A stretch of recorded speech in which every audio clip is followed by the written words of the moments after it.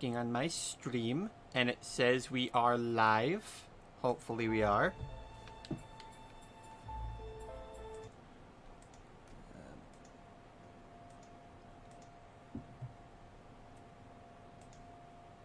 Looking on my stream. Hello?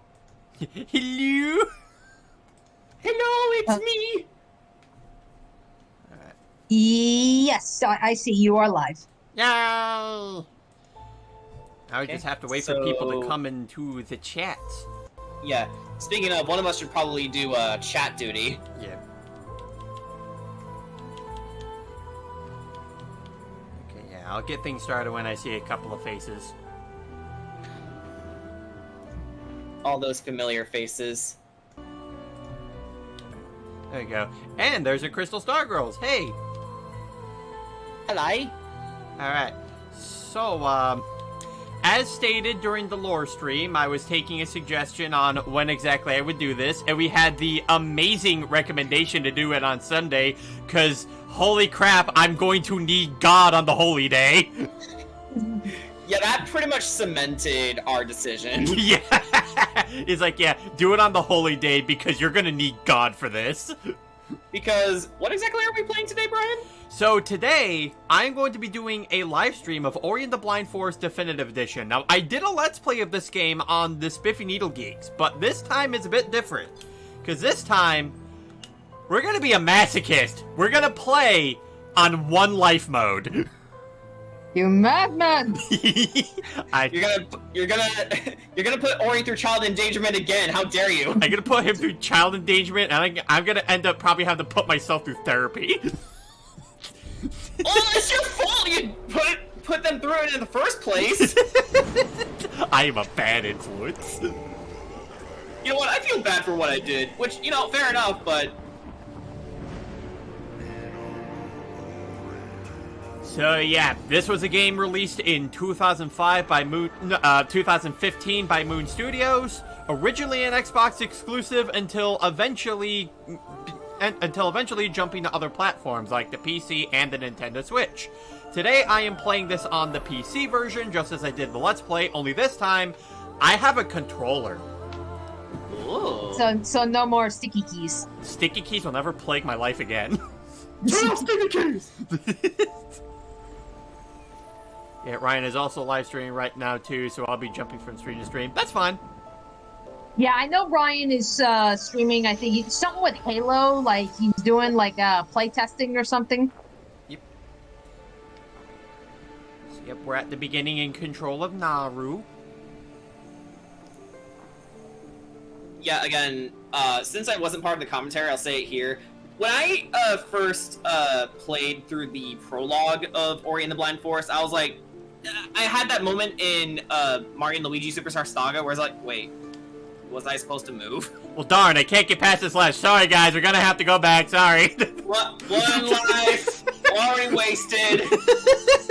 Years of academy training. Wait, oh, there we go. Yeah. And now here's the baby. It's a baby. It's a little furry fella.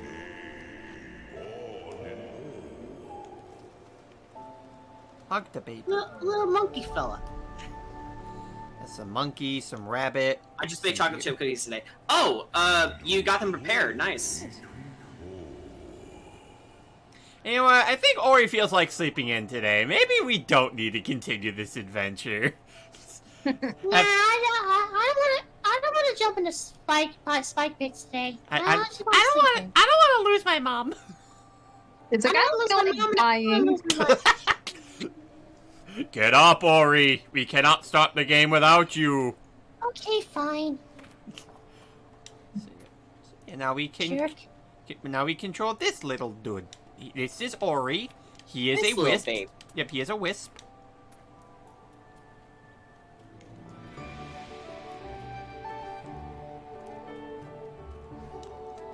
Hello, Mom. Nice, happy, fun times.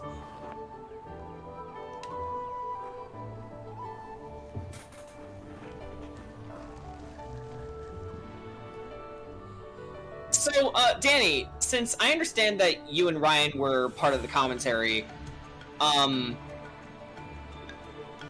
much did your emotions spike when watching this game's story?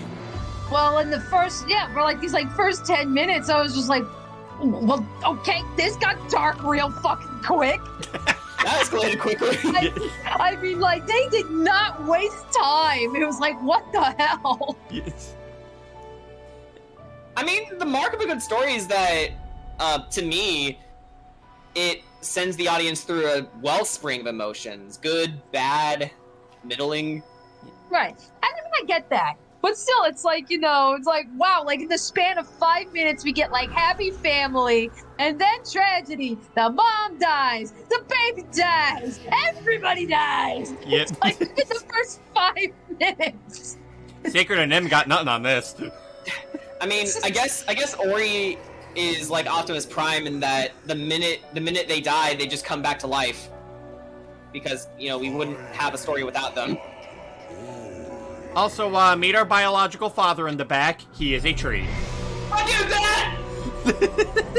Come home, Ori. It's past your bedtime.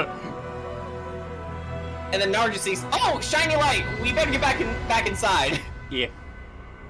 Because, fun fact, Naru is also vulnerable to that light. Really? Yeah, because she's considered a night creature. Oh, okay. No, I did wonder that. No, I don't remember if you brought that up in the commentary. I did. I didn't, but funny thing is, there's actually a number of things I did learn about this game even after the playthrough as well. Like, I noticed like a couple of Easter eggs that I'm very mad that I skipped over because I didn't know about them at the time. Okay.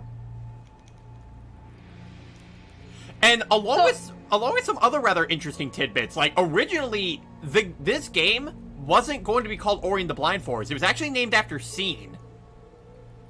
Yeah, so good name change. Yeah. So, what kind of night creature is Naru then? The sad thing is that, again, her species is never really given a name. I just go by what the completionist described her as, and it's a cross between a gorilla and a penguin. Okay. Penguin. No. Pangorilla. Pangoro. Pangoro. That's a Pokemon. Nintendo's That's a suing. Pokemon. No, Game Freak is suing. Title drop. Title drop! Makes where, sense because Ori's right there too. Yeah, that's where, you see, that's when Cinema's going to be like, roll credits. Fuck CinemaSins. Yeah, I said it. Now to get the foods. Blue agrees.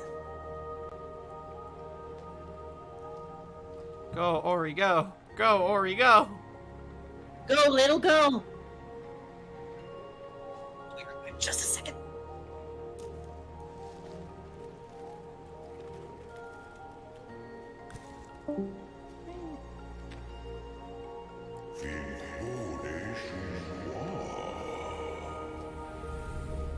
Right, and this is how the game handles its flashbacks. Hmm.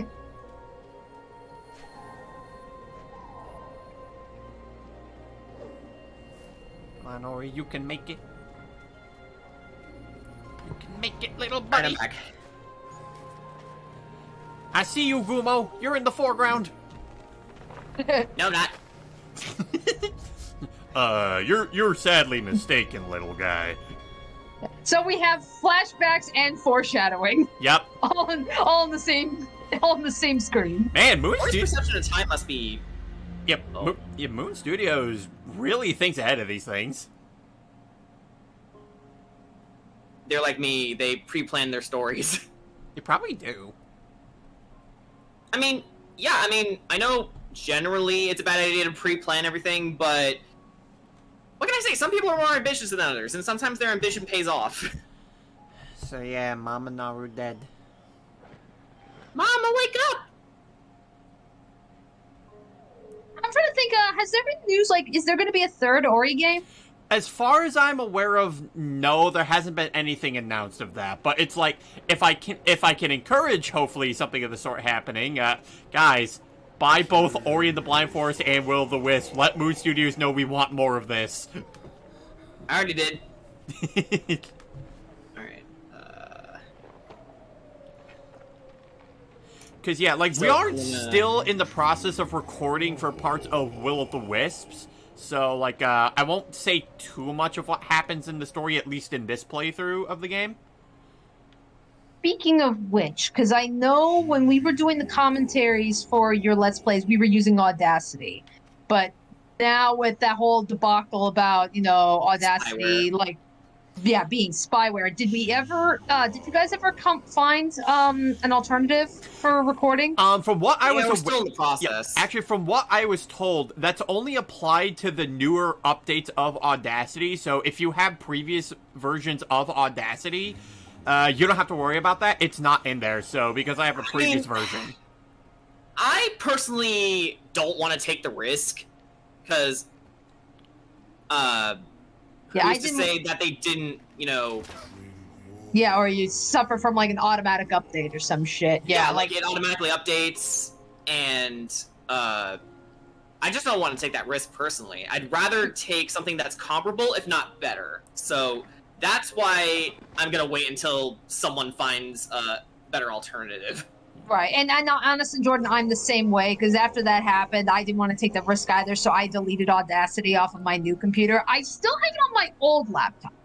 And I still have my old laptop. So, I mean, if there's no other option, I technically can still record. It'll just be on my slower piece of shit laptop compared to my nice good one now. Okay. Oh wow. Okay. I didn't notice this. Yeah. Ori looks back if you try to like move backwards.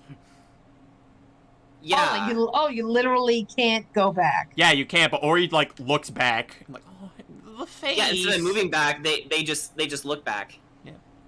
Okay.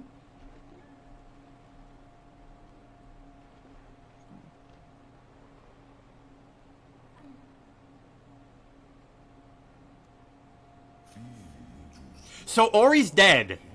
It's like, hey, wow, what a Sonic game. dies! It's like, yeah, what a game. Yeah. Sorry guys. One life mode's over. I failed.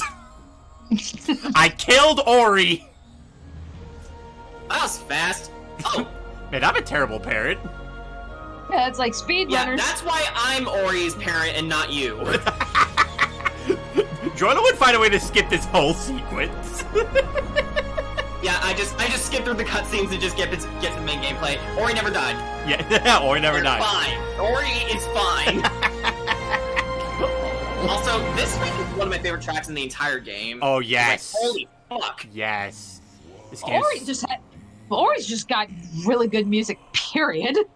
I mean, period. But this isn't my top favorite. It's one of my favorites. Like, I'm gonna be one of those people who says, "Hey, what's your favorite song in Ori?" All of it. Yes. Alright, so yeah, this is Ori and the Blind Forest, and so it's primarily the same game as before when I was playing through it on SNG. So, you know, except we are playing with hard mode settings where enemies will do a bit more damage to Ori. It'll take a bit longer to KO some of them, but we have the added caveat where if we die one time throughout any part of this game, we're sent right back here. From yep. Okay, yeah. Place your bets, everybody. How far will Brian go before he dies? I'm willing to bet that I really hope he gets through the Ginzu unscathed, because I mean, if not that, then that's probably where I think the playthrough's gonna end. Yeah. Like, seriously, the Ginzu tree I can very easily see as your run killer. Yeah. Either that or Mount Horu. Yeah, either that or Mount Horu, definitely. Yeah. So be extra careful, Brian. Yeah, I'll try. I will do my best to keep the baby alive. Yeah. For the record, guys, this probably isn't going to be like a full-fledged playthrough, because if you've watched the playthrough on Spiffy Needle Geeks, you likely know what you're getting into. This is purely for fun. Yeah. But I have full confidence in Brian that he can finish this without dying. Yeah. Because he's my bro. Yeah. Oh, hi, Lyron! Oh, that's what it's called? I just called it a Helmasaur. No, that's... Oh! Well, guys, Did you even try? I was trying to get him to hit into the wall, but it just wasn't happening. Holy crap! Man, I suck at this game. That's a record. That's a record. Okay, so And yeah. I was like, What happened last night? Alright, so like, how many minutes was that? Actually, funny Hang on, let thing me about that. Hold on, when we get to when we eventually get to that spot. bruh, that was less than 2 minutes in. Man, I'm garbage at video games. Why do I play these? Okay. We'll just call that your warm-up run. that count, guys. Mulligan. Yeah, mulligan. Cause if what you say is true, then I just call shenanigans on the Helmasaur not doing its thing. But yeah, Lyron is its name? Yeah, well, that's what we call it. But yeah, see, here's so yeah. Oh my god! Wisp remains a past guardian. This guardian spirit lived for 0 hours and 12 minutes, but died trying to protect the bell. Wow. Yeah. 12 minutes. Man. And like, so 12 minutes, and 10 of those 12 minutes is just the opening cutscenes. Yeah.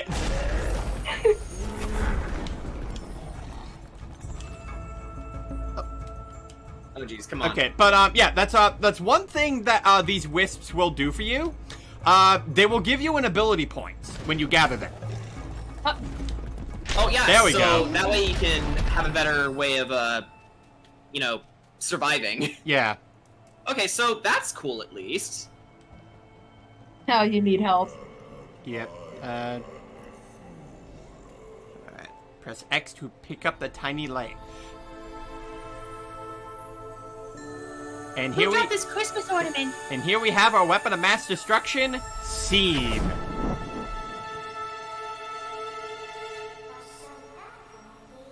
My strength is returning.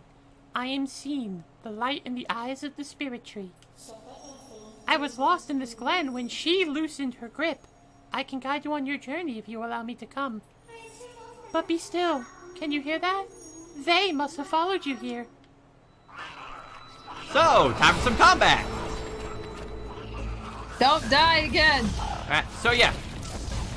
So the way that combat works is that every time you press the X button, Scene will send out a homing shot and it will attack the closest thing to Ori.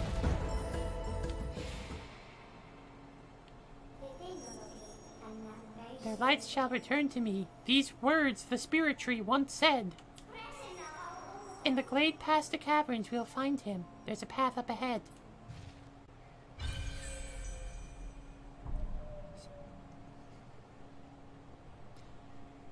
Yeah, fancy map screen, huh? It's a square. Yeah. Oh, there's the rest of our map. And an anthill, and there's the little lake of purple drink. Alright, so our new objective is to find the spirit tree. But yeah, basically you press the home button on the controller and you can bring up your map at any point. Alright, so let's see, I think I'm gonna want to be able to shoot flames quicker. Attack faster. Yeah, now we can attack things. But yeah, I guess to answer the question from earlier, because I did kind of just walk away from that question. I could consider maybe just recording our calls with OBS. Yeah. Assuming that they can just record audio and not everything else. Yeah, it can. Either because that the or file sizes are going to be massive. either otherwise. that or seeing as we are all within the JoJo Watch Together group, maybe we could possibly rely on Craig.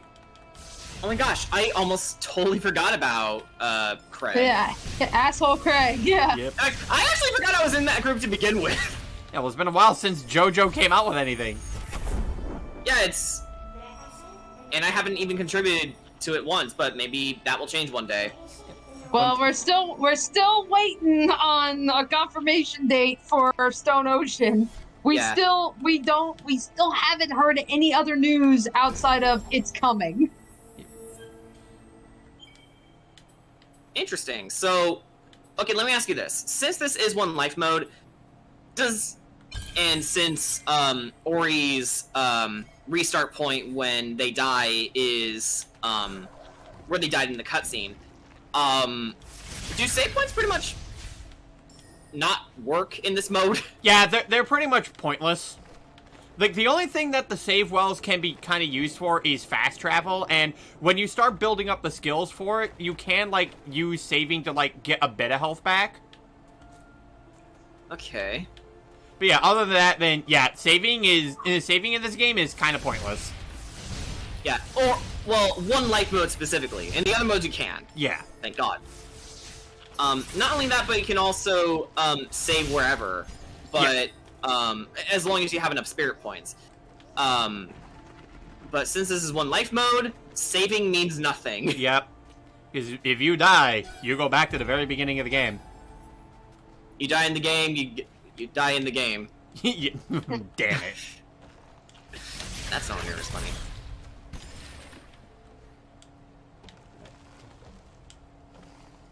Yeah, but that's... A door. A door? Well, can't get past this door, guys. Sorry, game's over. Well, how many keystones do you have? Oh, never mind, I have 2. 1, 2, There we go, the door's open. Go on, Ori, continue your adventure. Do you give up? Yes. I'm scared. Have you forgotten your purpose?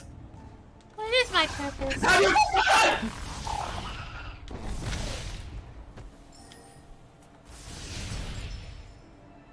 That's how we refuel our energy shards, which I may be using for attacking more often than anything, mainly because, again, saving in this game is kind of pointless. Yeah. Oh, God! Don't worry, I got it. Christ, Brian. My stomach was pounding out of my breasts. And now we have a life cell, so yay, we can take more hits. Yay!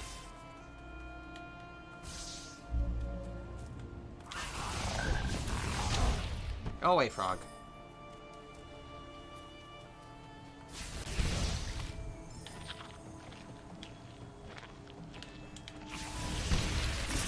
I have anxiety just looking at this. My child! I mean, yeah, like, that and, since this is one life mode, what's supposed to be normal level design is also a potential death. Yeah. And again, doesn't matter how far you get in the game, like, you could be at the very end with the final chase sequence within the game if you die there all the way back. Alright, so, let me ask you this. Since Wisps pretty much grant you, pretty much all the experience points you need to get back to a comfortable position when you die again, is there a chance that you can actually lose a Wisp if you die again before you can get it? Or are they always where you lost them? It's always where you lost it, but like it only places 1. Okay, so it is following Hollow Knight logic. Yeah. To a point, I think. I don't know. It's been a while since I played Hollow Knight. Okay, yeah, that was actually my next question was, have you played Hollow Knight? I have beaten Hollow Knight. Ow! I played a little bit of it, but then Pizza Hut got too busy for me. Thank God I quit. How did I beat it? I'm thinking of possibly getting another job, like maybe something a lot quieter and a lot less stressful. Yeah. Also, how did I beat Hollow Knight, Danny? Simple. I beat it through never taking off the compass charm. My God, that's where it's like, because I mean I've got Hollow Knight too, but it's just like, I just got so lost so easily, and I'm like, I don't know where I'm going. I don't even know if where I'm going is the right way to go. I mean, who knows? Maybe Hollow Knight's one of those games that, if you play them multiple times, you start to get a better feel for it, like Majora's Mask. Yeah, I mean, it's like, and I get that that's the whole appeal of the whole Metroidvania genre, But at the same time, I mean, it's just like, I don't know, maybe Hollow Knight was not the best choice for a baby's first Metroidvania. Oh, absolutely not. No. Hollow Knight's definitely a lot more dexterous, It's like, I guess. it's like Danny, your first Metroidvania was the Dark Soul of Metroidvania games. Yeah, probably not the best start. Yeah, it's like, god damn it. Yeah, like, I would have I recommended get you play Metroid Fusion. If you can get your hands on it anyway. Yeah. I'd like to try and get more into Metroid, like Yeah. especially now that Metroid Dread is coming out, which actually does look fun. Yeah. But it's like, I need to play more Metroid, because still to this day I've only played Other M. Why? Yeah. Why Again, why did that have to be my first Metroid? I don't know. It was there. But let me ask you this: do you have a 3DS? Yeah, packed away somewhere. Okay. I will recommend you to not play Samus Returns because it may be the more recent Metroid game, but it's one of the harder ones. So, I would start with Fusion, then Zero Mission, and then Super Metroid. Super Metroid's on the SNES emulator that Nintendo Online gives you, so you can play it there. Probably don't play the original Metroid on the NES, because that game is not only archaic, it's also really hard to navigate if you don't know what you're doing. Okay. And then I would go to Samus Returns on the 3DS. And then just do whatever. Okay. Ideally, I would like to see Nintendo make it possible to play Zero Mission and Fusion, because they're both really good games, but the only way to get them right now is to either get an original copy of their Game Boy Advance counterparts, or buy them on the Wii U Virtual Console, which who knows how long it has left to live at this point. Right. It hasn't been shut down already. By the way, was that the Gumo in the foreground again? Yep. No, it wasn't. You didn't see me. I was like, damn! yeah, Damn it, Gumo! Yeah, funnily enough, I've beaten this game yesterday. It's weird that it ends so abruptly. Yeah, hey, Vulture Duck, and hi to you too, Jordan Carroll. Hello. So, yeah, we're playing this on Ori Must Die mode. Yep. Yeah, if we die once, we go all the way to the beginning of the game again. Oh, God. Oh, Christ, Brian. Ooh. I live dangerously. Ooh. Did you do that on purpose? Yes. Fuck you. Stop putting my child through danger. That's the last time I let you babysit Ori. Christ's sakes. Play the Castlevania games, you cowards. Well, I mean, we're playing a Metroidvania game. I mean, no. They have a point. Definitely play Castlevania. I would just recommend Symphony of the Night first. Yeah. But yeah, I mean, that's like, again, I know my Castlevania knowledge is a little limited, because, I mean, yeah, I played Symphony of the Night. I haven't That's another game I need to get. Yeah, I haven't tried it. I think like I've got Symphony of the Night on my PlayStation 3. I think back in the day, I think I've played, or at least tried and attempted, some of the older Castlevanias. But All right. that's about it. So again, my Castlevania knowledge is kind of limited. I've seen all of the anime, if that counts for anything. Yeah, I mean, most of my Castlevania knowledge is honestly secondhand, because I've watched playthroughs of some of the games, like principally the NES trilogy and Rondo of Blood and Symphony of the Night. When it comes to other games like Portrait of Ruin and Order of Ecclesia, no. Okay. All right. But to my understanding, they're good games too. All right, time to deal with pew pews. So many pew pews. Oh God, I wish that we came equipped with our full moveset, but we don't. Yeah, yeah. Imagine if we had bash at this point. Ah, Ah! Ah, That was a lot of damage. yeah. you fool! That's a lot of damage! Okay, we're fine. I'm gonna feed Ori so many oranges after this. Oranges specifically. Isn't that what they and Naru were eating in the opening cutscene? Yeah. Or were they Tangelos? Nah, they were a kind of fruit. They looked citrusy. So I'm gonna go with Tangelo. Okay. Yeah, I always figured, like, if it wasn't a fruit, maybe it was some kind of, like, a really big nut. A really big soft nut. And by the way, off topic, but I feel bad for the word nut because we've demonized it so much to the point that there's an entire month not dedicated to not eating nuts for a month, but rather something that you'll have to fill in the blanks yourself. Yeah, no nut November.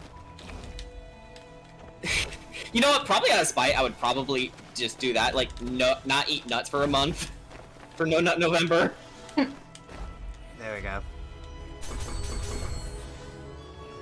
Aria of Sorrow and Dawn of Sorrow are so good. Oh, yeah. Okay.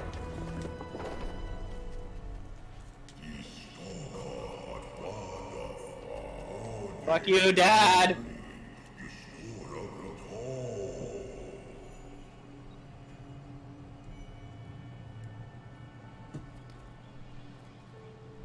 Let's see, so, not to bring down the mood of this stream, and I'm not sure if this was already talked about previous streams, but has anyone heard about what happened to Chris Chan? Oh, what a weekend! Yeah, we Yeah. were talking about before the stream occurred, because truth be told, I kind of didn't want to talk about that during this.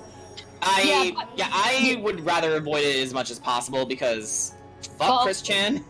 I know, but it's like, at the very least, we can take some solace that Chris has been arrested. Yes. We can at least take solace in that. Yeah. Also, good luck with the fire dungeon. Thank you, I'm gonna need it. No. Look at all the wisps. So many wisps. These are our brothers and sisters. Our brethren. Ori. These are my people.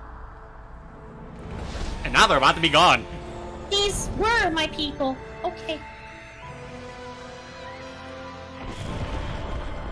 So meet Kuro, our main antagonist. Angry owl. Series just seems to have a weird hate boner for owls. So it's like, I would hate to be an owl in the Ori universe. What if in the third game, there's an owl character, but it's a mistaken identity sort of situation, where they are actually, like, the king deity trying to help you, but you just got the wrong idea. Oh, so racial profiling is Ori 3. Exactly!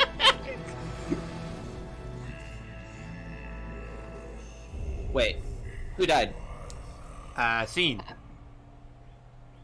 No, not in the game. Oh, in the call. I don't know. Yeah. It was probably BJ, because he was here for a bit. Right then.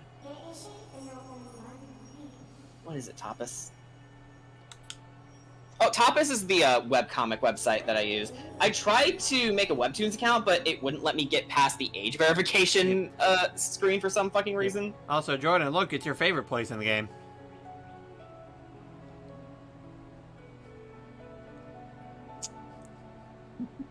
Silence speaks volumes.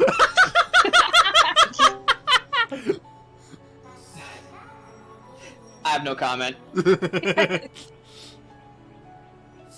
It's like, as soon as I say that the silence speaks volumes, that's where we hear the Discord hang up. Yep. I mean, your point stands. My silence speaks volumes. If you're an owl in the Ori universe, get the hell out of the forest and move to the beach. You know what? That's a solid idea. Yeah. There's Please, so much excitement in the forest. We need to move back to the beach. yeah. Please don't spoil Will of the Wisp. I have that in Switch. Oh, I plan to do a Let's Play on that game too. Yeah. I have it on Switch as well, so I'm on the same boat.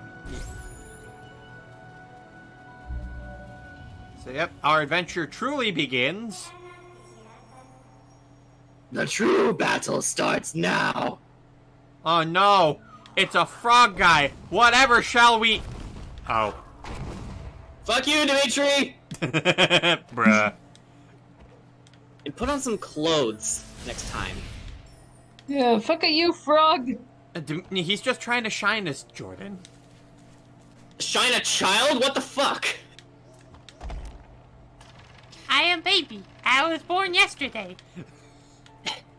Literally. I was only born yesterday. I am only an hour old. You know what? Kurama would probably look at Ori and go like, "You are unbearably naive." And Ori's like, Well, I was born yesterday. No, Daddy, it's I'm only an hour old, and for some reason I only lasted for 12 minutes. The first time. Yeah.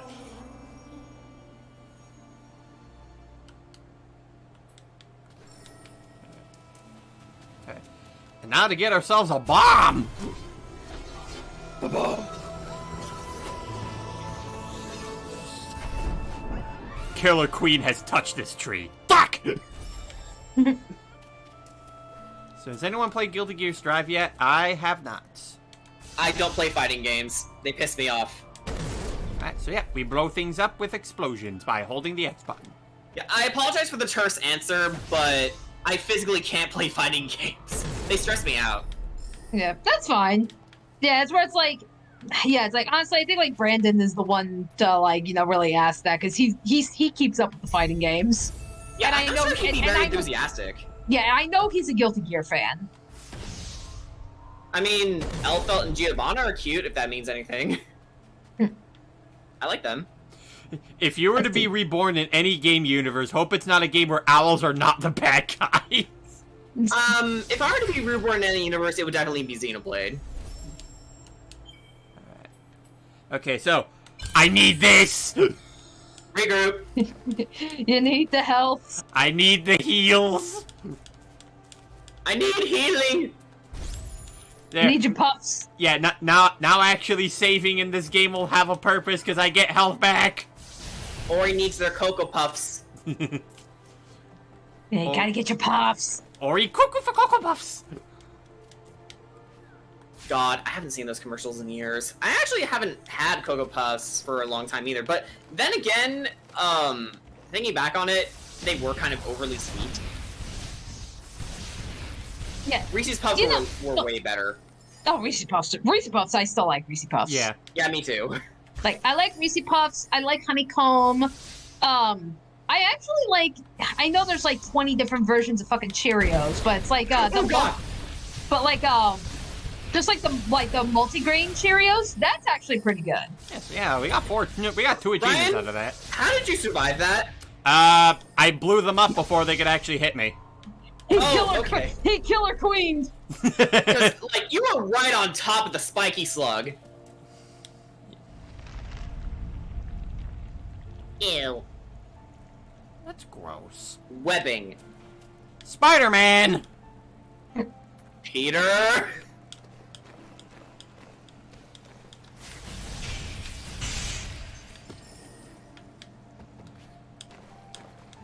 Ew, ew, ew, ew, ew, ew. Ew. Gross. Oh god, no, I gotta do it again. Ew, ew, ew, ew, ew. We gotta do it all over again. Yeah, that's where it's like Ori. Ori, deep breaths. Alright, there you go. Throw it down there. Oh, man. Ori has some powerful lungs. Watching 2 streams at once is odd. Isn't it, Maniac? A snapshot. Tiger, who remembers Postopia? Postopia? Oh my god, yeah, I vaguely remember that. I mean, I've never went there because I didn't know how to work a PC when I was a kid. But, yeah, I remember watching commercials about it. Give me health back. Oh, jeez. Give me vitality. And the spider poop is still jiggling. Yes. Oh yeah, daily reminder, spiders can eat their own silk. That's gross.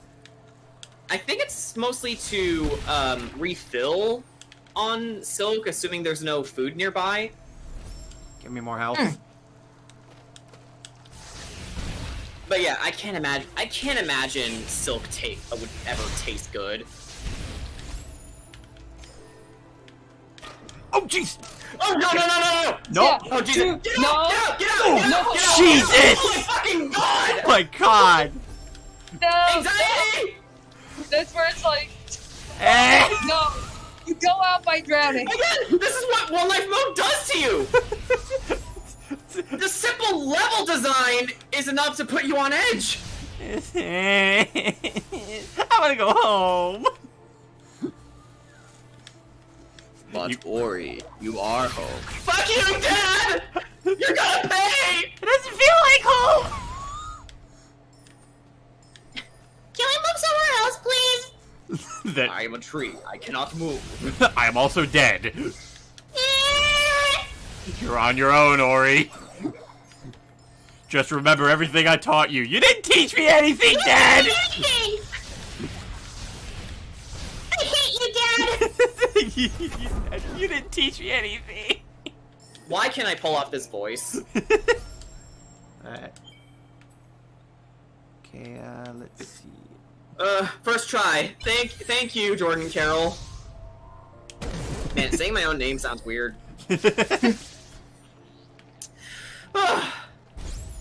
My Jacobsons are in my throat.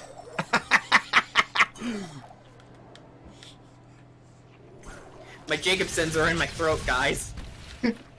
Why is Jacob in your throat? I don't know. I want him out. It's an invasion of privacy. Do you have Prince Charles in a can? Oh no! I am with the great Deku tree now. the great Deku tree would never let this happen to me. Meanwhile, oh, he's dead.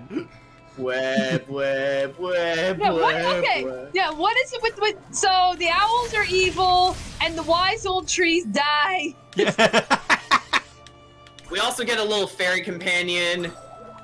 Yeah, really. Next thing you'll tell us, we'll go inside a cavern filled with ancient dragons, and then we'll get swallowed up by a giant fish. I can say that doesn't happen. But, funny enough, Danny, you can in fact find the Triforce in this game. You can. Really. Yeah, like, it's engraved in the background, like, somewhere in this game. I'm with the Great Deku Tree now. So it's an Easter egg. Yep. I'm with the Great Deku Tree now. That's the second time I know where a tree dies. Yeah, Crystal, that's rough, buddy. You know, I'm also certain that's what Aang said when he heard about Ori's backstory. That's rough, buddy. That's rough, buddy. Spiky slugs, please stop multiplying. Don't worry. I got him. They exploded. Yeah, Their meanwhile, heads explode. meanwhile, Wispy Woods just gets beaten up every weekend. Yeah, poor Wispy Woods. Daily reminder that Wispy Woods is stronger than Infinite.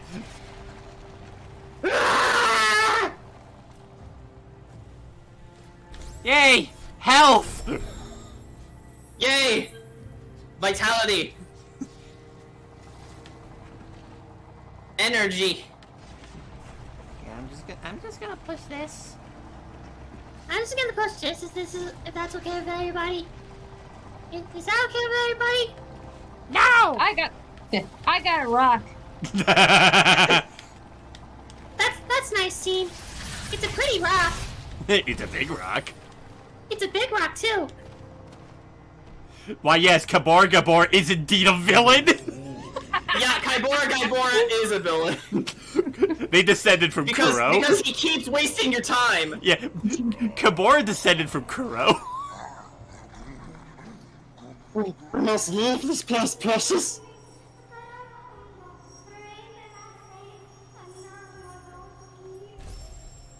Alright, we must regain the water vein. Why? So we can enter the Ginzo tree. Why?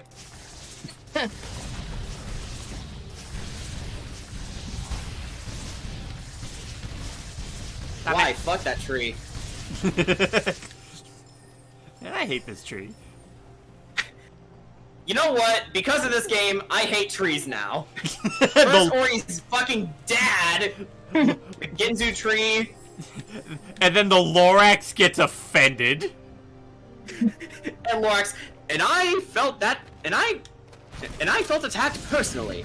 Hey, I think it's further enough for me to say this. Penis monsters! There it is. Yeah, I don't have the best official names for these guys. Because there's no official names for Ori enemies. Yeah. Yeah, when I played the game, I just said the first thing that came to mind. And then you looked at those things and you said, ah yes, the penis monster. Yes. Yeah, I think those were my exact words, too.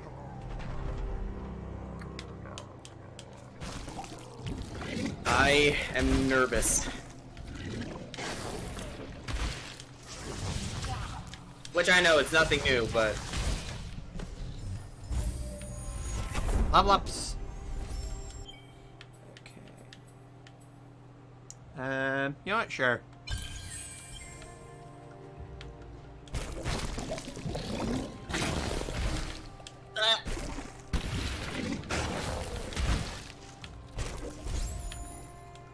Okay, apparently the purple florp didn't agree with these guys. How many owls do we know of in video games besides Kuro? Kaibora we already mentioned. One of Kirby's animal buddies is an owl. Yeah. What's Does her name again? Clockwork count? I'd say, Clockwork, yeah, I'd say definitely. count. Yeah, because Clockwork was originally an owl before he became a machine. Oh my god, Brian! My balls just clenched. Brian, for God's sakes! Yeah, I forgot. Insta-kill lasers. I'm used to Will-o'-the-Wisp, where you can actually take a couple of lasers. There's probably one down there too, isn't there? Yes! Yeah. Yes, there is. Move it. Whew. Yeah, there we go. First try. And unclench. Ow. It's okay. I think there should be a spirit wall close. Oh, here. wait. Isn't there more health up there? Up on that balcony? I can't reach there. My jump's not high enough. Okay, fair enough. There's health here. And yeah, I was right. There's a spirit wall. Arthur from Wise IX? Huh? I believe it's Yeast 4, I think that is.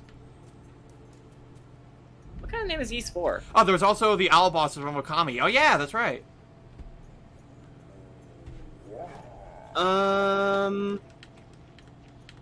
wouldn't say the Noctowl line from Pokemon really counts because, they're Pokemon that you can, catch and then possibly put on your team. Yeah.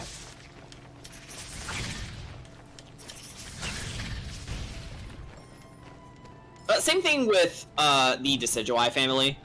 Oh, actually, don't forget, we also have Owl from Knight's Journey of Dreams. Oh yes. Oh, yeah. Yes, we do. We have our resident exposition. Yeah. The spirit animal of Ario Speedwagon.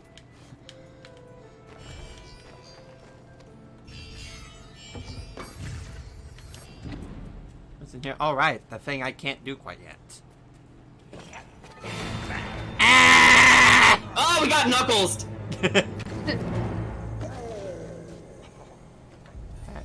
So yeah, we're in Gumo's hideout. So, when do we get to Riddles of the Dark? I mean, when do we get to do Riddles in the Dark? I don't know, but here's some crushies.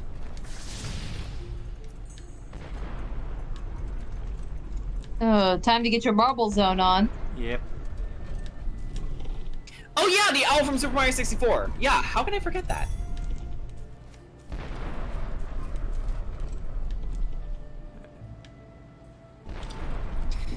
Most of these owls that the chat's mentioning are usually pretty nice, except for Kaibora. Fuck Kaibora. Yeah, no one likes that guy.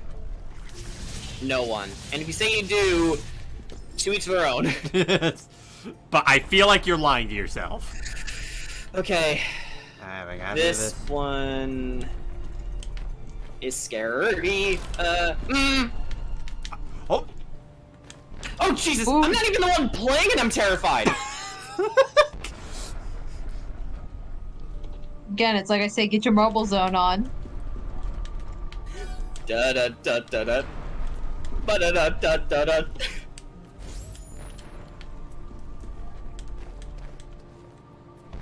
Let's see how we got one. Oscar from Castlevania Judgment. Oh, would the Owl Knights from Castlevania be cheating? Are they owls? No. The Owl Knights. Well, Sorry.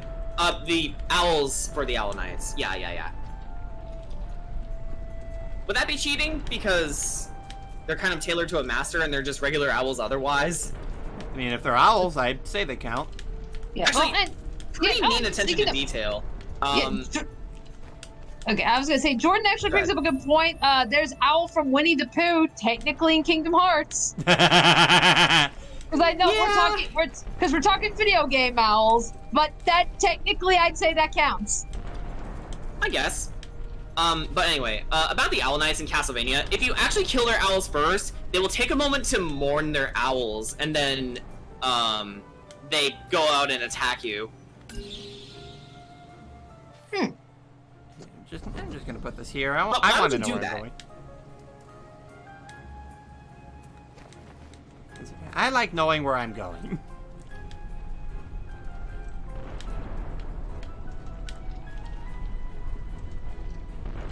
Yes, I like seeing where I am going. It makes me feel confident that I know where I am going. And if I don't know where I am going, then I will have anxiety. Oh yeah, this guy.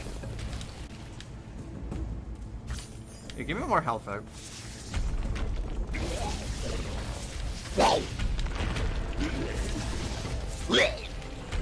So yeah, this guy likes to follow you from on the ground, but like if you wait a little bit, move to the side, he should be pretty easy.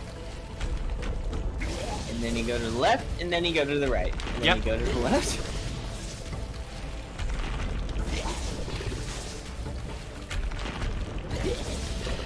Yeah, he also likes to shoot a projectile down at you too, so you also want to move like once he starts coming down. Yeah, and he always shoots like where it is that you were standing, so it's easy to read like that. So yeah, see, there we go. No problem. I mean, in Portrait and Ruin, you can turn into an owl. I'd say that's a bit of a stretch. And Jordan says, so I've been thinking about some good voice actors for JoJo villains. Two I thought up right now were Dan Green or for Bunny Valentine, and Kevin T. Collins, the voice of Griffith from Berserk, for Toru.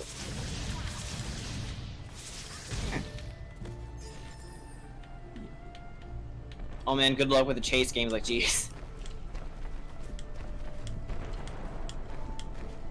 Oh, since we're focusing on owl motifs too, Athena from God of War. But then again, it's kind of also a little bit of cheating because, you know, the real life Athena has been symbolized by an owl. You know, denoting her wisdom. Yeah. Oh no! Ah! Oh no! I took the wrong path. Oh. You went too far up. So guess what, guys? Oh my God. It's what I told you. We go all the way back here when we die. Again. Okay. So this is what it's about, huh? Yep. We have to do I didn't all know that that. over again.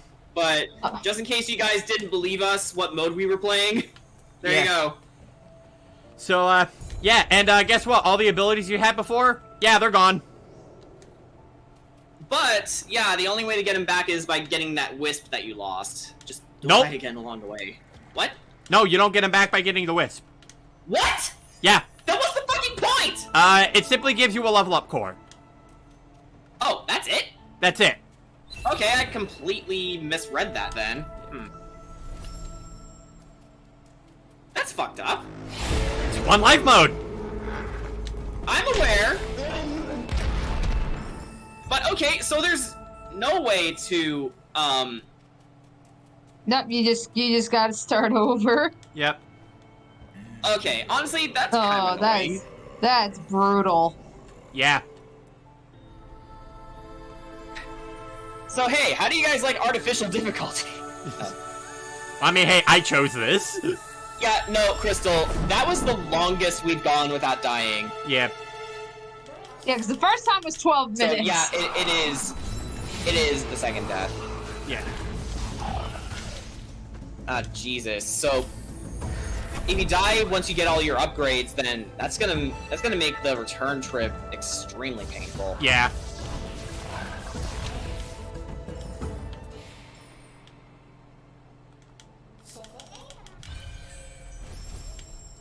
Yeah, since we're not gonna do a traditional playthrough, might as well skip through the text. Yeah. Especially, well, because we've already seen this. Yeah. Like, Yeah, definitely, see? guys, if you haven't seen the original playthrough on SMG, definitely do so. Yes. Or, you know, you can buy Because you can buy the game yourself. Again, show Yeah, Moon Studios we want these games. Yeah, you can buy the games yourself and experience this fantastic story and world. Yeah, it's available for Xbox, it's available for PC, which I'm playing on right now, and it's available on the Switch. Yeah, I got the Switch versions. Yeah.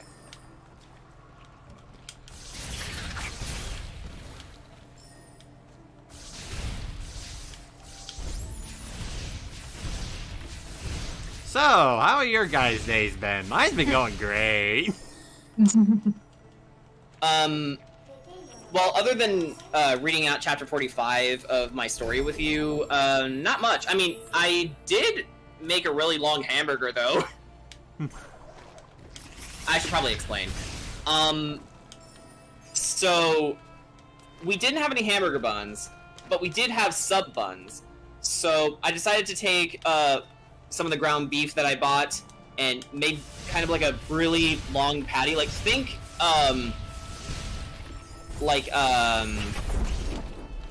the classic chicken sandwich from Burger King, except with beef. So just made a really long patty, stuck in the middle of it. It turned out mostly fine, but there was like a little sliver that wasn't cooked all the way through. But other than that, it was. Actually, it was Jordan, if you could edible. do me a quick favor. Huh? Okay. Could you look up the color change code for Ori and the Blind Forest? Because I want to show that off. Okay. Cheat codes. Yeah. Now, I'm not going to be using them, like, through this playthrough, but I do kind of want to show off some stuff. Because they did include, like, some, they did include some cheat codes you can use in the game to do some pretty cool things.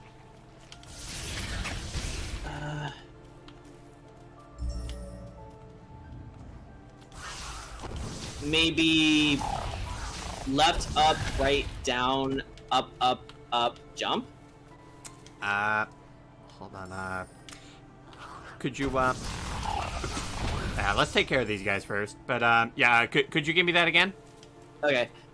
This is for the Switch version, so I don't know if it works for the PC version, but let's give it a try. Alright. Left, up, right, down, up, jump. So, left, up, right, down, up, jump. Yes. No, 3 ups. Okay. Are you sure you're giving me? Mike, Okay, he said, well, I think he said that. He just said that was for the Switch version. Well, no, because the thing is, it works the same way, except that it's typically the last button that you press is the jump button. So actually, type it in the chat, Jordan. Hang on.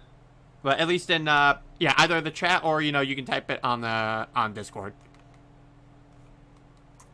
I already got it. All right. Okay. It's there. Okay. Left, up, right, down. Okay, so there we go.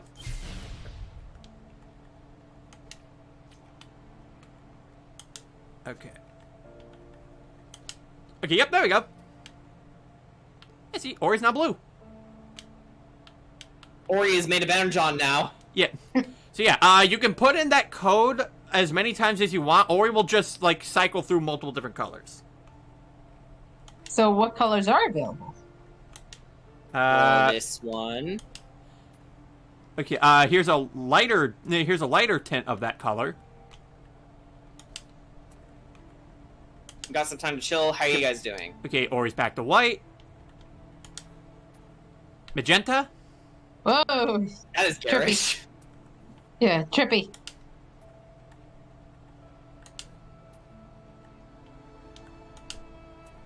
Ori is blue Habudi Abudai.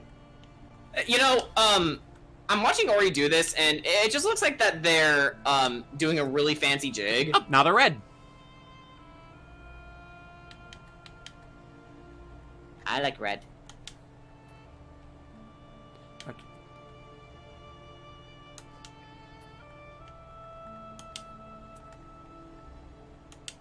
Purple. Purple. But yeah, they're like really blending into the background with that, so Yep. maybe not. Back to magenta. Back to white.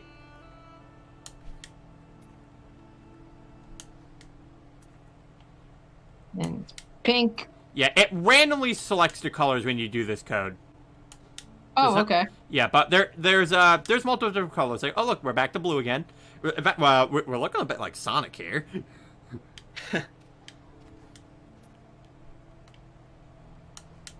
There is a yellow one.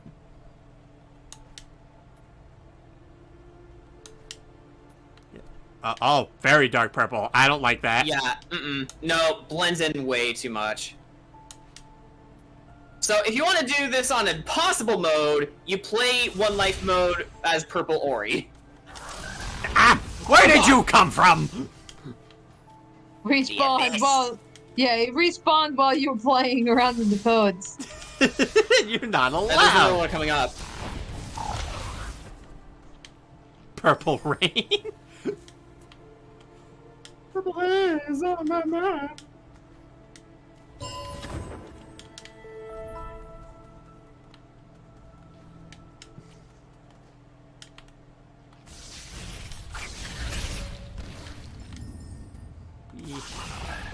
Yeah, how are this? Yeah, like I said, for the rest of you, how's your day been? Mine's peachy.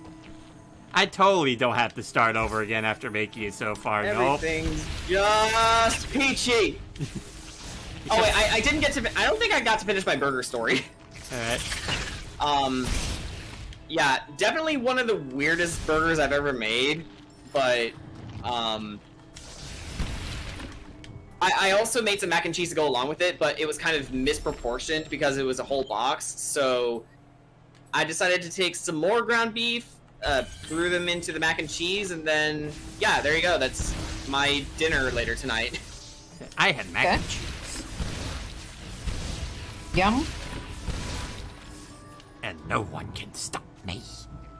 No one can stop anyone when they make mac and cheese, and if they try, then their fates have been sealed. Yeah, nice save.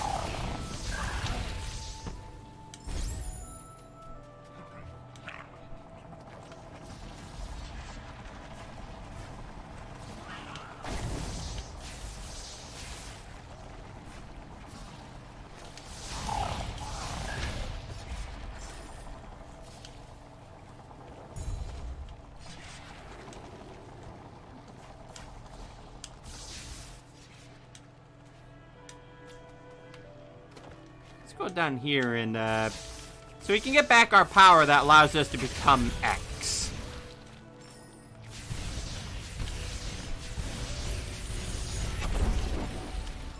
Thank you, level up explosion. Whoosh. Yeah, that makes 2 video game characters who explode by level up. Yeah. Dust being the first one. Yep.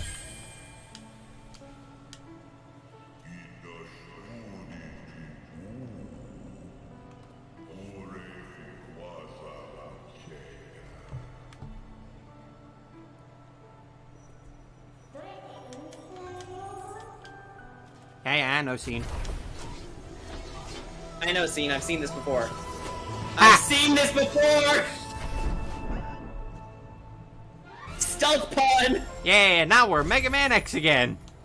Do-do-do-do-do. and then Zero comes in out of nowhere. Who is Ori's Zero? Doesn't have one. Aw. Ori moves so fast. Rolling around at the speed of baby. Rolling around at the speed of pain. You say as you get hit immediately. Yeah. I guess the spiky slug doesn't like Sonic. You know what? I don't think most of us here like Sonic anyway. I like Sonic. I know. Yeah, I just wish Or his do game. you? I just wish his games were consistent. Yeah. I was checking out why our dog was barking, and it turns out one of the neighbors who threatened my mom one time was walking near our yard. The hell? Are you? Vulture Duck wants to. Yeah. Am I playing Definitive Edition? Yes, I am. And I'm aware of the exclusive abilities that come with this, and I think I might actually go back to try to get Dash, because I can get it now. Oh God. You want to get Dash now? I can in fact get it now. I mean, Jordan, you say it as the guy who did the exact same thing when you knew that there was a dash in this game.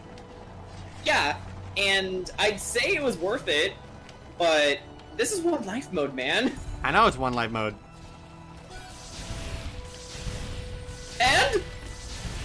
And what? And there's a map fabric over there. We should get it. Oh, never mind. Forget I said anything. Why does no one listen to me? I hate it when he doesn't listen to me. Roll around at the speed of death. Rolling around to speed up. Ah!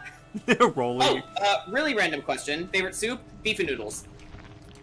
I'd say chicken noodle. I'm gonna go all fancy and I'm gonna say lobster bisque. Ooh. Lobster bisque. You know, I never had that. Okay, I gotta tell this. I'm gonna tell this story because this is a fun Okay. story.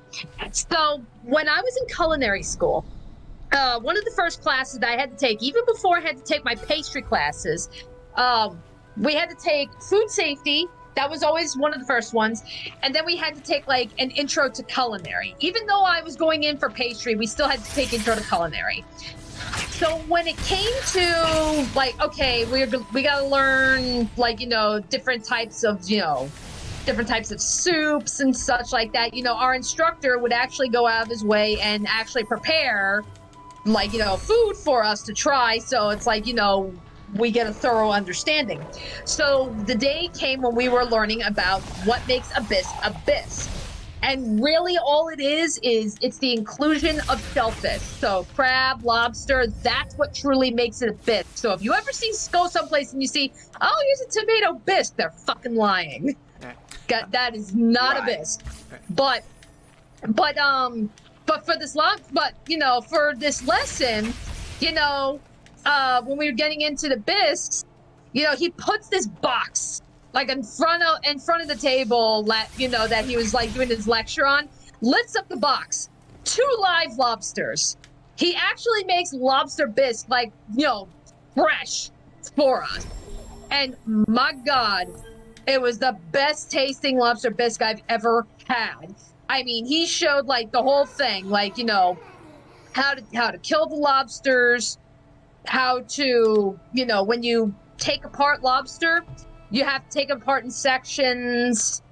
And he had like a powerful like immersion blender that, he was using to grind up the lobster shell into like a fine paste. So I think with the exception of the claws, because he says you can't really blend lobster claws, they're just that hard. But other than that, all the meat, all the innards, the eyeballs, the buttholes, everything got grounded into this bisque. And oh my God, there is so much flavor. Like a lot of people, like if you go and try and cook lobster, everyone's like, oh, just eat the meat. And it's like, there's a lot of flavor in the shells too. So like if you were to go get like lobster bisque in Europe, that's actually how they prepare it. Like they do not waste any part of the animal. They will use all parts of the animal. And it is so fucking good. Interesting. Yeah, I didn't know that you could actually Well, use the shell of the shellfish. What happened? so That was the run killer. so I may have thought that there was something below me to catch me, but there wasn't. Hey, Brian. Yeah, You went too far. I did. Oof. Okay, so Big Mac has a question for you now that you're here. Since he tried to ask me last time when I was doing Skyward Sword. Has Danny ever watched Food Wars? I have watched the first season. I have not gotten around to watching any more of it. And I mean, it's like, with the exception of the whole, orgasmic reaction shots and such, which, is what makes Food Wars fucking Food Wars, in all honesty, like, a lot of it does seem pretty legit. Like, when they actually talk about, like, the culinary techniques.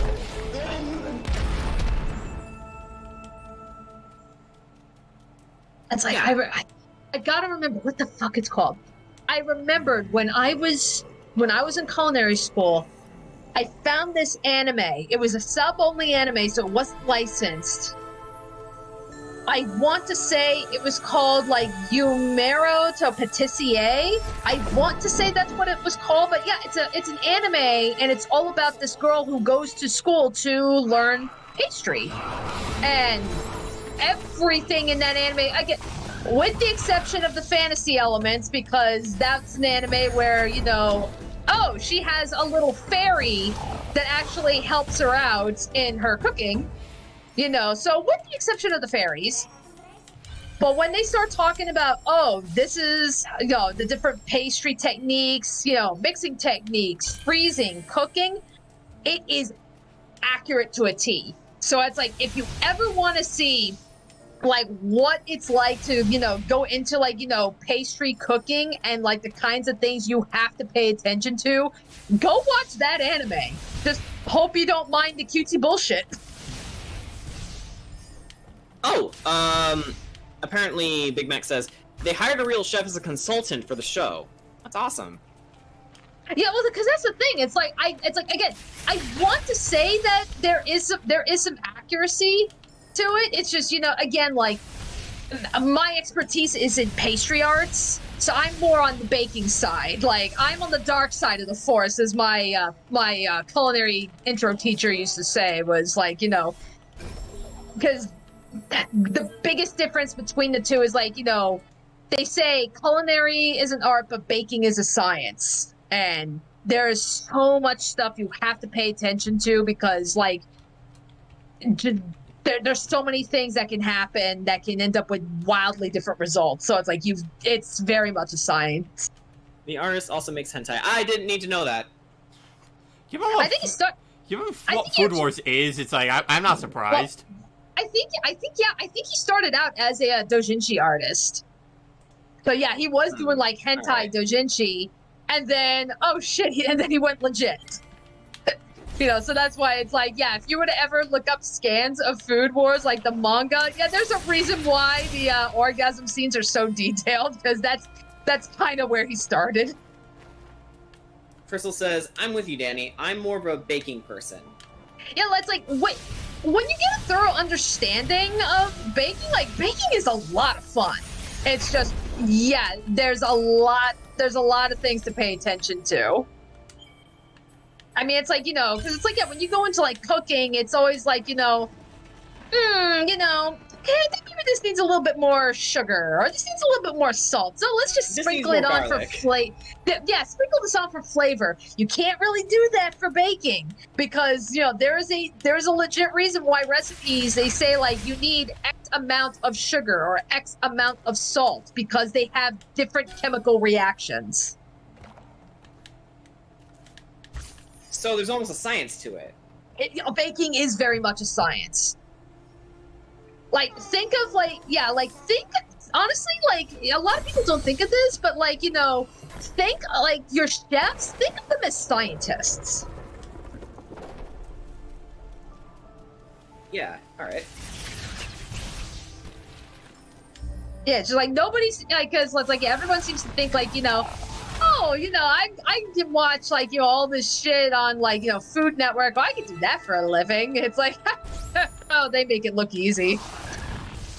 It's like, yeah, now actually do all that shit for a living, and it's like it's so wildly different. Gordon Ramsay pops in and says, "The bread is fucking raw." It's still moving. Yeah, honestly, like, because again, I remember like even when I was in culinary school, I remember like lots of people, they say like what inspired them to even want to go into cooking, and a lot of people, they say things like Cake Boss or like Rachel Ray or the Pioneer Woman, and I'm like, Alton Brown with Good Eats. Like, honestly, like, if you want a good understanding of cooking, seriously, watch Good Eats. It was Alton Brown's show, and he specialized in breaking down the science. So he really goes into the details about, like, the scientific reasons for reactions and mixing and stuff, and it's like, yeah, it's a really good show to watch. Okay. I know what I'm watching before I go to bed tonight.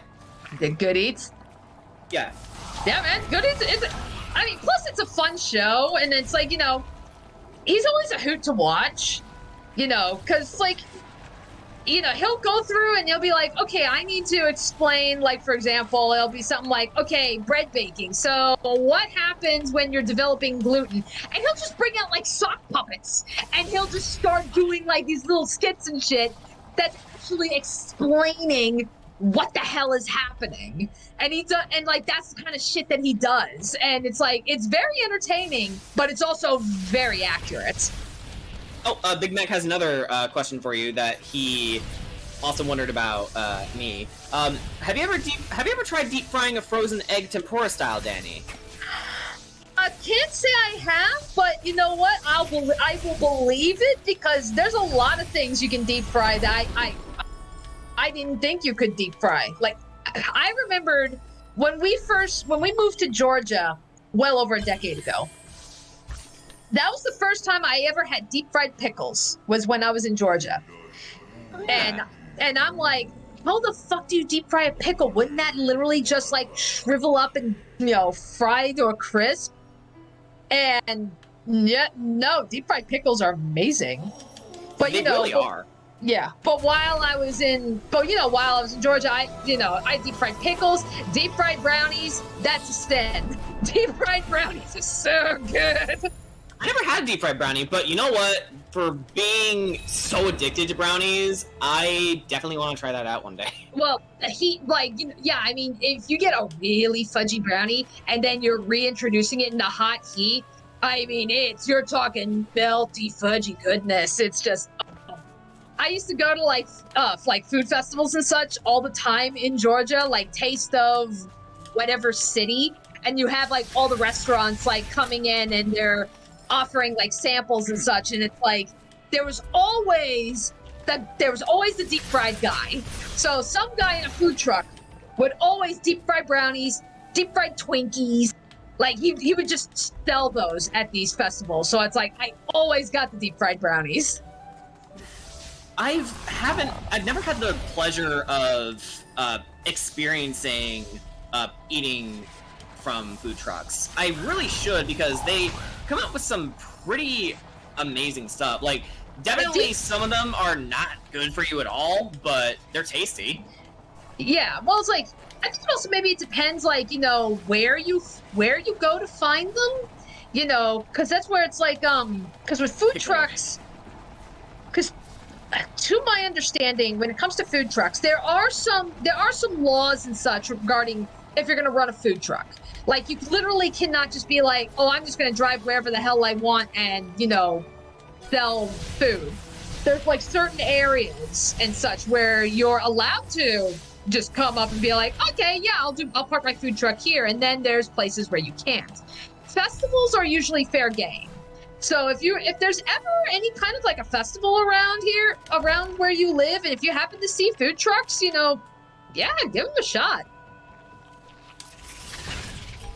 Yeah, I will definitely make it a point to see if I can't get an opportunity to actually try things a food truck offers, because I really need to up my culinary game. Okay. Yeah, and that's like, and then again, I mean, it's like, I mean, I know everybody's got their food preferences and such, but it's like, you know, it's like, yeah, don't be afraid to try things, even if it sounds weird. Because, like, again, this, as like I was saying, like deep fried pickles. I was like, how do you deep fry a pickle? That doesn't even sound remotely plausible. Yeah. And then I tried one, and I'm like, just inject it into my veins. Just literally blend it up and inject it in my veins, please. Deep fried pickles are so good. Hey, Jordan, want to tell Danny about the channel that TP showed you recently? Oh, yeah. So TP introduced a friend of ours and I to a channel called Ordinary Sausage. Okay. And the thing about it is that it sounds rather ordinary, right? Uh-huh. But then you get down to the ingredients the dude uses. So, among the things that the person made into sausages, so we got some lamb chops. Sound normal so far? Okay. And then they made a sausage made out of lobster mac and cheese. Okay. And then they made a sausage out of the tour of Italy from Olive Garden. Huh. They even made a sausage that's made entirely out of habanero peppers. Oh, well, that would be BJ right there. And there's also an entire sausage that they made that's just nothing but fat. Okay. There's some pretty interesting combinations. Oh yeah, goldfish crackers. Okay. So yeah, it's like a rabbit hole of different unlikely things, and sometimes they turn out great, other times they're just like a mess. Like, pro tip, do not turn maple syrup into a sausage. Your mouth is just gonna be full of maple pain. Oof. Which is sad because like sausage and syrup is a great combination. I appreciate that reference, Meta. Daddy, would you like some sausage? Oh, how would you cook bear meat, Danny? Asks Big Mac. I can't tell you because I've never eaten bear. I wouldn't want to because, you know, bears may be terrifying, but I wouldn't eat them. Bear meat tastes like bear. That doesn't help. That's not a description. Do they make sausages out of grass? I can check. It wouldn't surprise me. Grass. Let's see. Yeah. And No, but they made an entire sausage out of a KFC big box meal. Does that count? Okay. Because that's what I found when I searched it up. Also, Yeah, spoilers for the new video. They tried to make a gummy bear sausage, and, well, it didn't work out well. Yeah, I can imagine that the whole thing melted as soon as you tried to cook it. Yeah, well, now you're talking about, like, processed jellies and shit, so it's like... I mean, like, yeah, if you've ever tried making, like, patafouille, that's more or less, like... That's pretty much like a gummy. It's just not in the shape of a bear, but it is a, like, you know, a, like, gourmet gummy. So it's like, yeah, that probably would not hold up well in a sausage. How would you spell that?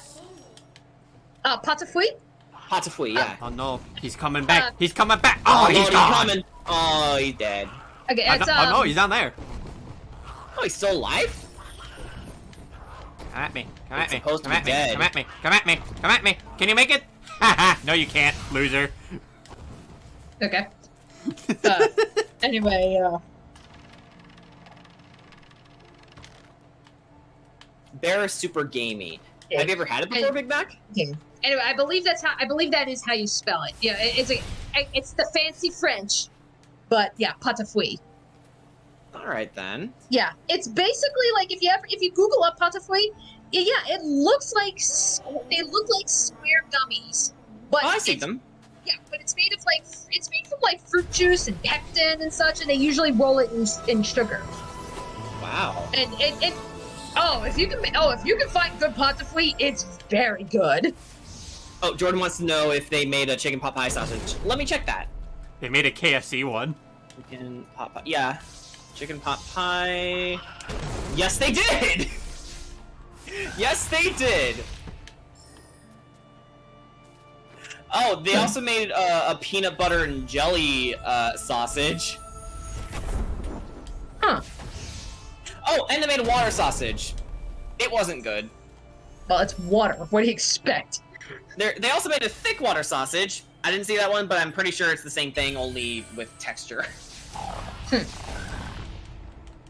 Also, I was today years old when I found out about thick water. It's apparently water for people with dysphagia. You know, swallowing disorders. Yeah. Oh, okay. That's why I'm like, wait, what is that? Yeah, it's a swallowing disorder. Oh, okay.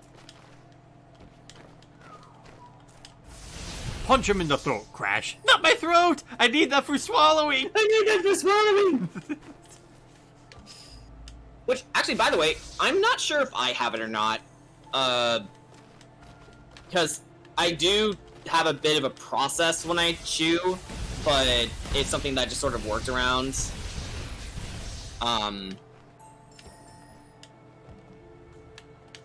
Maybe I do, maybe I don't. I don't know. But I would never drink thick water. Like, I don't think it's gotten to the point where it's that bad where I need thick water in order to get my hydration.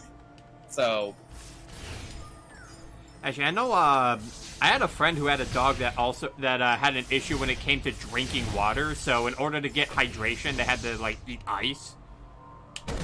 okay. I mean, that's one way to do it. I'm having mashed potatoes and peas now. Yeah.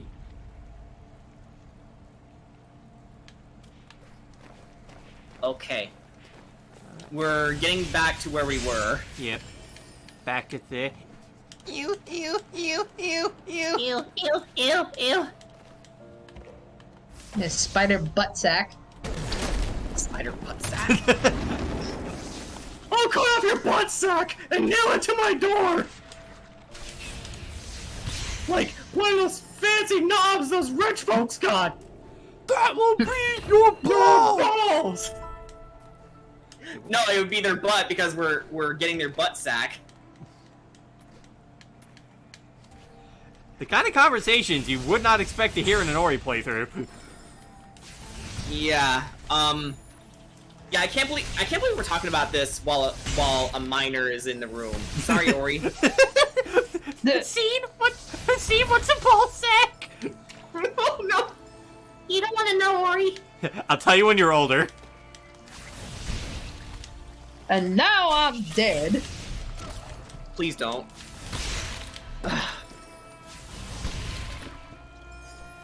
You better not fucking die. Well, I can heal. Okay. Okay. There we go. Okay, good! That went better. That went better. Yeah.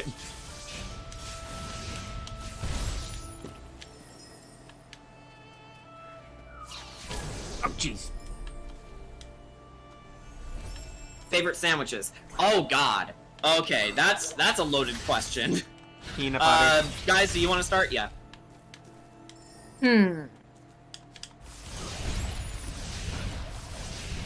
I know, that's where I mean, it's like, I don't know if I have a favorite sandwich just because I've had so many good ones. Yeah, that's my thing too. Like, my go-to is ham and cheese with mayo and pickles, but I've also had some really good roast beef sandwiches. I've also had a sort of club sandwich that has like a whole slew of different meats, like turkey, ham, roast beef. I've also had some Italian subs. The fuck's a hitbox, Moon Studios? Hang on, it's probably gonna come up soon. Well, yeah, I am share screen. Because I know, but I missed it in the screen share, okay. so I want to see if I can get it here.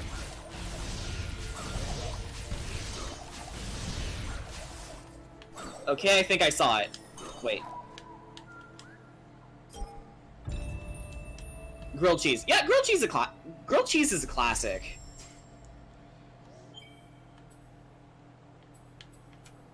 Oh yeah, okay. That was the moment. Yeah.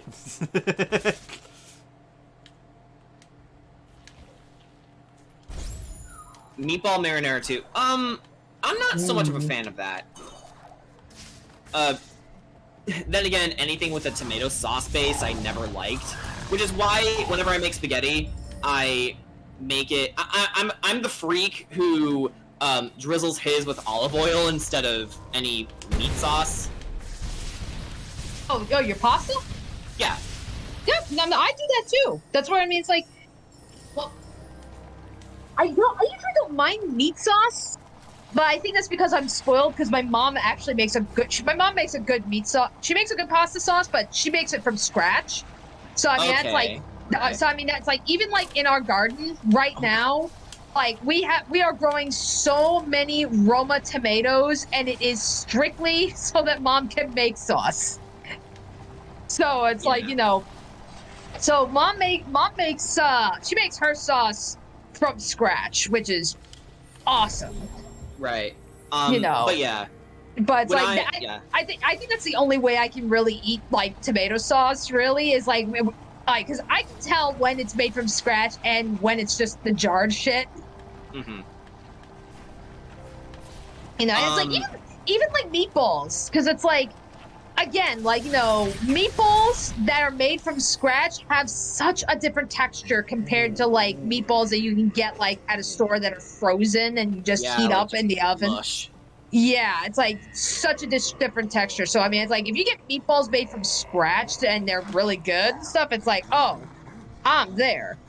But 9 times out of 10, if I ever get like a meatball sub, no matter where I go, it's like these meatballs are not made from scratch. It's frozen shit you ordered online and had it shipped in. Yeah, like 9 times out of 10, frozen food does not taste good because you know you're filling it up with water because it was encased in ice. But yeah, my ideal spaghetti, just Parmesan cheese, olive oil, salt, done. Yeah, it's like olive oil, some herbs. You know, like throw some like salt, like red chilies. Peppers. I like those. Oh, my mom lives on red chilies, so it's like, you know. But yeah, it's like olive oil, some herbs, some pepper. You know, yeah, that's pretty good stuff. Yeah, when I was a kid, I apparently used to love tomatoes. Like, in my mom's garden, I would often like pick them off the vine and eat them right there. But then the older I got, it's like. I can't believe I put this shit in my body. Oh, that's like, yeah. So it's like we're growing. See, like, it's like, cause I'm trying to think what. Oh, we got a bunch of shit in our garden right now, and like it's just now a lot of this stuff is starting to come in. Like our cucumbers are coming in, and I actually jarred up like 8 jars of cucumbers to make them into pickles. Awesome. So I make fresh pickles from scratch. It's fucking delicious. Yeah, I can't imagine how amazing that must taste. Oh, it's so good, especially when you make the brine fresh. And the brine, oh my God, yeah. The brine that I use, and I can send you the recipe. It's literally like it's water, apple cider vinegar, sugar, ground turmeric, pickling spice, celery seed. I throw fresh dill in there, and you know, of course, I'll slice up cucumbers, but I also crush garlic and throw in some sliced onions in there too. I mean. I go all out when I pickle. Yeah, definitely sounds that way. Yeah, but it's like we got cucumbers going. We got zucchini, of course. We got some Italian peppers growing in the garden because my mom likes Italian peppers. And then yeah, we have a bunch of different types of tomatoes. Like I said, like we've got the Romas. We've got beef steaks for my dad because dad likes beef steaks for his sandwiches. We have 1 cherry tomato plant, you know, which is just good for like salads and such. I picked up like an heirloom or something. It's called like a Mr. Stripey. It looks like it's tomato, but yeah, but it's an heirloom tomato, but it looks like, I guess when it grows, when the color starts to come in, it actually looks like there's yellow stripes on the tomato. Yeah, they have this sort of oil painterly look to them. Yeah, I was like, oh, this looks interesting. Okay, I'll try it. Okay, so, Crystal Star Girls, not a fan of pickles, honestly. Yeah, not everyone is, especially depending on what type of pickle you eat. Like, not everyone's a fan of dill, especially if you get, like, you know, store brand, like, Mount Olive, or, God forbid, Clausen. Clausen is super salty, but I love it anyway because I grew up on Clausen pickles. And... Yeah, and you got like kosher pickles. There's dill pickles. Like there's all different types of flavors. It's just a matter of finding what it is you like, if you like any of them at all. All right, we're back in familiar territory now. Thank God. Yay! So I guess continuing on with the food conversation real fast. Don't get marble zoned again. Yeah, please don't. Jordan Carroll asks favorite types of cheese. Sharp cheddar. Oh. Okay. I think I want to say. I think it's either. I think I want to say maybe Gouda. I've only had Gouda a handful amount of times, but I remember liking it. Yeah, Gouda's pretty tasty. Like Gouda's tasty. Munster is really good. Wow, Yeah, that if you frog make is a dipshit. Wow. He got himself crushed. Damn. Okay.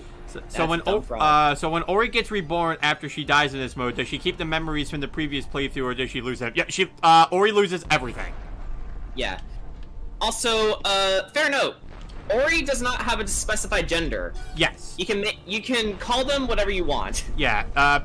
Yep. It is entirely up to the player's interpretation. That is set by Moon Studios themselves. Okay. So yeah, whether you refer to Ori as a he, she, they, them, you're not wrong. So yeah, very similar to Knights. Or even a G, even a G. Yeah. It's up to you. Yep. Just don't call Ori a thing, or we will beat you up. Yeah, that revokes your safety license. It's like your free trial of life is expired. Has extended to pain. No, so basically Gouda is good. Wouldn't want to booyah. What? God damn it! Oh. You definitely should have clung to the wall on the right. Okay, walls just don't exist, so back to the beginning, guys. This is gonna be a long playthrough. It's like, oh, this is painful. Very painful. Wait, you're not. Especially because like this is like the farthest you've gotten twice. Yeah. Totally. Like, okay, so remember, hug the right when you go down this time. I was going to the right. I guess probably I was at too high of an elevation to really move all the way to the side. Okay, all right. So that's probably why. Okay, so that's death number 4.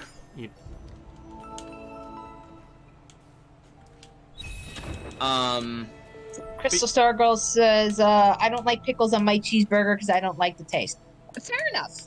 Yeah, fair enough. Yeah, again, like, I know there's people that it doesn't matter what flavor, they just don't like the taste of pickles, and it's probably because it's that briny taste. And, and that's fair. Right. The thing with me is that, especially when you're making burgers out of scratch, as much as I love pickles, I don't like it when they make the bun all soggy.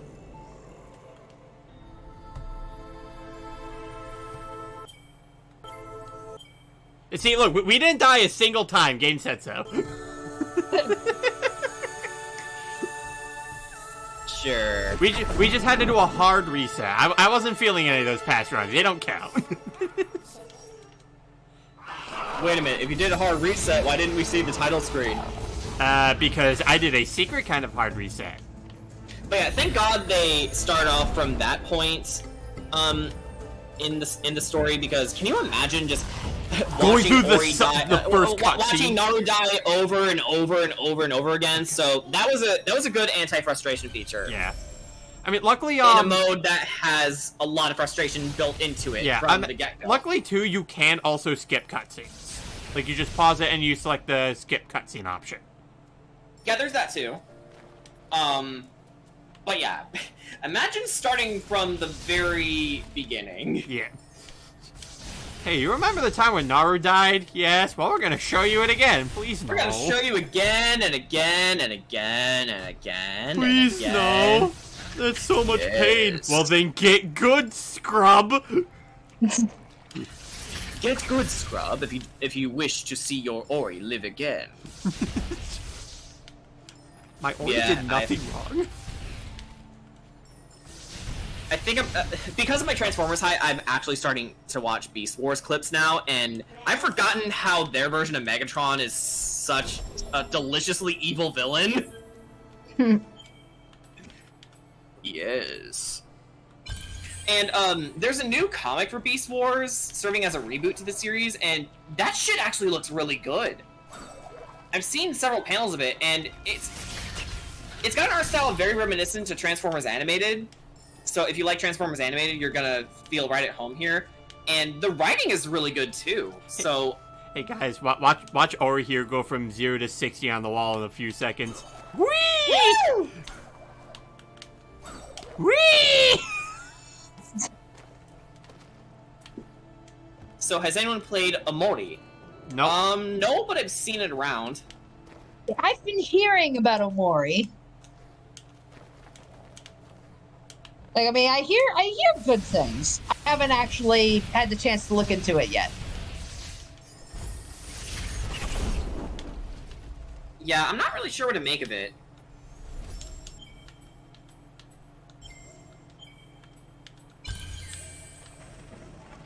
Are you just going straight for the blue tree now? Yeah, kind of. I want my abilities and versatility.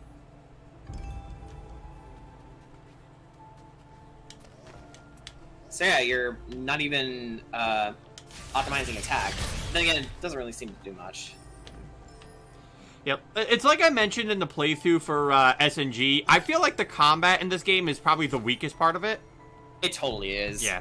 Which, you know, that is also kind of the point, too, because they didn't focus so much on combat, more so making this, like, more of a puzzle platformer. No, Ori the 4th, actually. Leafy on live. Yeah, Ori the 4th. Yeah, this is our 4th death.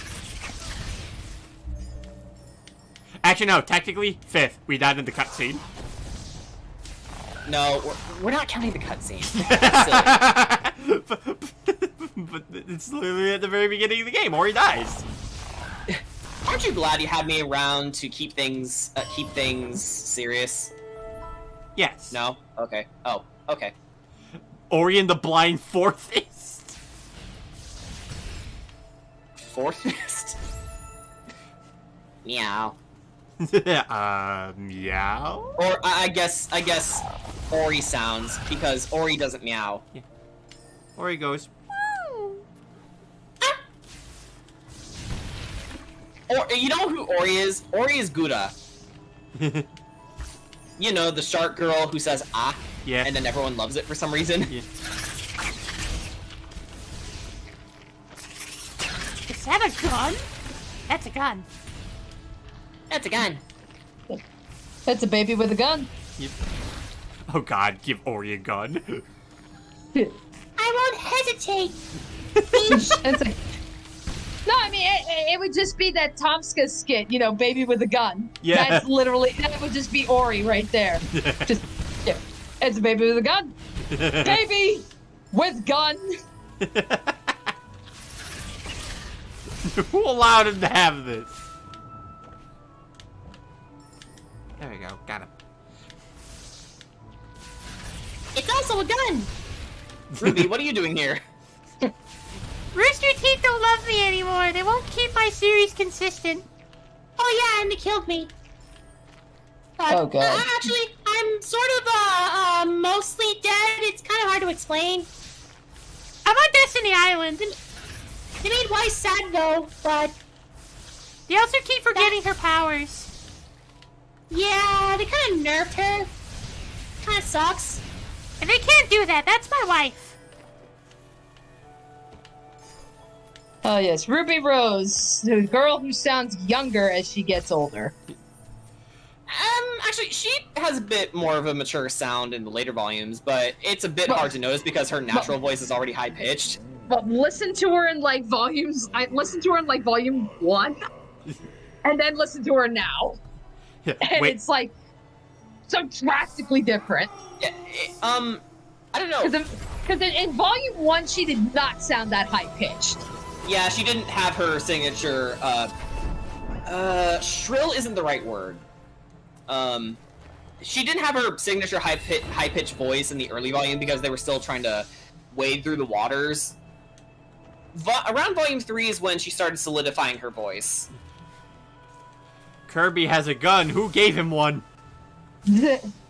Mega Man. Mega Man. Or Fox, or Falco. Still bugs me that Penny told Ruby that she would give her powers to Ruby and yet give it to Winter. Writers, why would you let her say that then? Because Rooster Teeth don't know how to proofread their shit. Yeah, they can't keep track of their lore. Like, I'm glad that I'm pre-planning my own story writings, because I try to be as on top of my shit as possible. Like, if something doesn't make sense, or if I distinctly get the suspicion that, wait a minute, has someone said something like this before? I go back to my previous chapters, read through them, and then if I see the detail, I'm like, oh, okay, I'll just make that change then. And that's the thing, is that it's like, you know, because not only that, but you also run your drafts through, like, Brian and, like, several other people. Well, And just it's like Brian at this point, but yeah. Yeah, and so if there's, so it's like, you know, if there's changes that need to be made, you go and make those changes. So, I mean, by the time you get something that's like, that you feel is solid, it's gone through several drafts. And Yeah. I really, really want to hope that that's what's going on with Rooster Teeth, but I watch what comes out, and I'm like, this feels like you're just sticking with the first draft, and it just does not work. Hold on, Jorko, why would Batman give Kirby a gun? Batman doesn't kill! Why not? And then Zack Snyder comes and says, but Batman uses guns in my movies. Well, that's because you're a talentless hack. Anyway. Dang, tell him how you really feel. Oh, actually, in the Snyder cut, they made Batman say fuck. I'm not even kidding. In the Okay. Justice League Snyder cut, Batman said, make no mistake, I will fucking kill you. Okay. That's not Batman! You're not Batman! That's my sentiments exactly. Thank you, Joker. You're not Batman!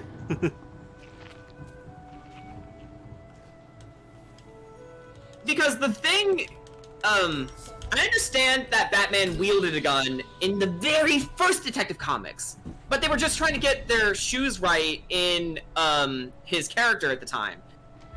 Later on, when the higher-ups went, a hero shouldn't carry a gun, they stuck to that, and it later became a defining feature in Batman's character. Yeah, it would be easy if he could just shoot the Joker in the head and be done with it, but he doesn't because deep down, he feels like he can help him, you know, rehabilitate. You know, as silly as that is. Like, Batman deep down is, you know, a hurt 8-year-old kid who doesn't want to see anyone suffer the same fate as he did. That's who Batman is. Who's that guy in the recent movies? Random person, who's cuter, or your Kirby? Me. Here's a question, do you want to live? Yeah. You nailed it right on the money, Crystal. Yeah, sorry about my Batman rant, it's just, that guy is not Batman. He's a guy pretending to be Batman. No. He's, Well, to be fair, I mean, like... He's the guy who replaced him in Nightfall. That's who he is. Well, wasn't there also, like, a controversy or something that happened, like, a couple of months ago or something, where, like, people were flipping their shit over the fact that Batman went down on Catwoman? That was a while ago. Yeah, like, wasn't that a thing that happened? Yeah, it was. But hey, DC, are you forgetting that you can actually have sex with Catwoman in the Telltale Batman game, and you didn't have a heart attack over that? That's where I'm like, really? We're flipping out over that? Really? I mean, listen, Batman knows how to get his pussy. Oh, Jesus.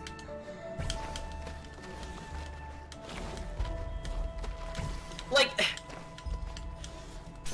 is it so weird for a superhero to have sex? Like, why do you think some heroes end up raising families? Like, just look at Luke Cage and Jessica Jones. They have a kid.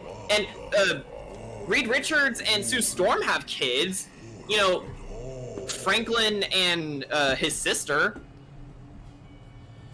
In one universe, Mary Jane and Peter Parker have Mayday Parker, you know, Spider-Girl. Like, it's so weird to me because I just think people just get freaked out over like the stupidest shit. It's not even them, it's DC themselves. It's DC themselves that are freaking out, which is so weird to me. Because you have stories where the Joker beats Jason Todd to death and blows him up in the same breath. And we also can't forget, well, mostly Batman stories with how fucked up they are sometimes. Have we been here before, Mr. Frogman? Oh yeah, Mr. Pig! Have you guys ever heard of the Batman villain, Mr. Pig? Don't look him up. He's terrifying. Think a plastic surgeon who's not right in the head. Huh. Yeah, he takes people and turns them into lifeless dolls, basically. You know, he takes away their pain and their individuality, and he claims that he's saving them and making them perfect. Ah. Oh, and, he has very pig-like mannerisms, and he even threw up in front of Damian Wayne once to make a point or something. He's crazy, is what I'm trying to say. Like, what? To quote Batman himself, "You've got issues, Valentine." Actually, Crystal Stargirls also raises a good point. Yeah, again, DC, you let Batman have snooze with Batgirl, but not Catwoman. I didn't want to say that, but it did happen in the opening of the animated Killing Joke. Yeah, like, that was, like, the one thing, like, because I remembered when that movie initially came out, like, everybody was so excited that it's like, oh, The Killing Joke, which is, like, such a famous Batman story, is finally getting, like, decent animated treatment. And all anybody talks about out of that is, why is Batman fucking Batgirl? Yeah, like, the opening to them is the worst part of the movie. And I'm definitely in the same boat because you're kind of fucking your adopted son's ex-girlfriend, who's probably generations younger than you. Yeah. And you know what? I went back and paid attention to some of the older episodes in the animated series, particularly season 4. And Bane flat out says, "What can I expect from a killer of children?" It's the episode where Batgirl dreams that she died, and then Commissioner Gordon and Batman went to war because of it. Oh, okay. So yeah, Batgirl was 18! And Bruce had a relationship with her. Actually, you know, now that I think about it, like, it's like, I can't believe I just remembered this. In one of the cartoons, wasn't there like a whole musical segment where the Birds of Prey sang about like how all the superheroes suck except for Batman and how they would totally bang him? Oh, yeah. That's Brave and the Bold, though. That's a totally different universe. But still, that was a thing that happened. It was! And it's a catchy as hell song, too. I remember that. I was just like... But it's Are you kidding me? Oh, come on! I got sniped. You really did. Oy. Shit. I blame you, Batman! Fuck you, Batman! Fucking pedo! But that was a spider. Fine. Fuck Spider-Man again. Nah, actually, no. Spider-Man's okay. Don't fuck Spider-Man. He didn't do anything wrong. Only Mary Jane can do that. Yeah, only you can do that. Only she Or can Gwen do that. Stacy. Yeah, Gwen Stacy. Or Black Or, Cat. I guess Liz Allen? Depending on the universe? Man, we're never gonna make it against our tree, are we?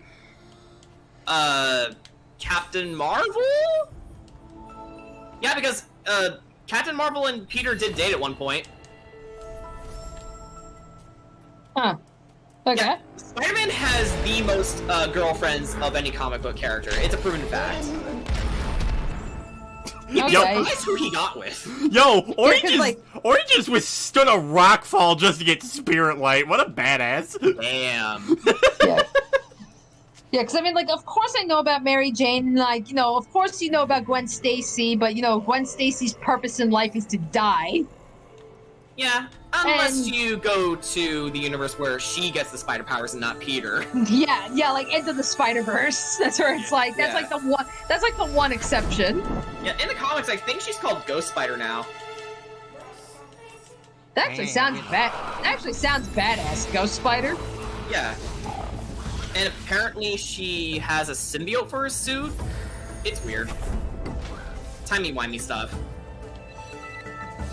Yeah, I think during one of the Spider-Verse crossovers, the comics anyway, I think Silk stole Gwen Stacy's powers for herself, and then Gwen Stacy, when she returned to her universe, she gets visited by her version of Venom, and she got her powers back because of it. You know, they had a mutual understanding.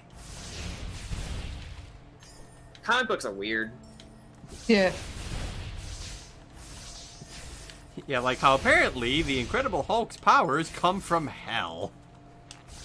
Oh, isn't Black Cat older than Peter in the comics? You're thinking of the Ultimate one. And to Black Cat's credit, once she found out that Peter was a kid, she was so freaked out and disgusted that she threw up in front of him.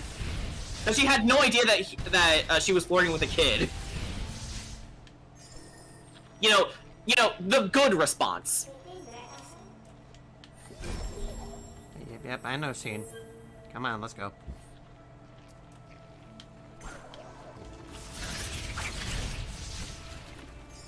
I'm just waiting for her to just be like fidget and dust and just be like, stop skipping my dialogue! Stop skipping my dialogue!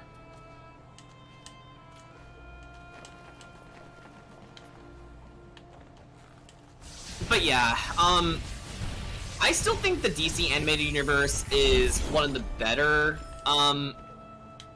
adaptations of DC Comics, Batman especially. I mean, it even has Batman Beyond, which is its totally original thing. But I can't help but look at that version of Bruce Wayne and just get a little disgusted by him. Mostly with the Batgirl thing. But to my understanding, it's mostly Alan Burnett and Bruce Timm that kept pushing the relationship. So it's not necessarily something that everyone was 100% in agreement with. It's weird. Okay.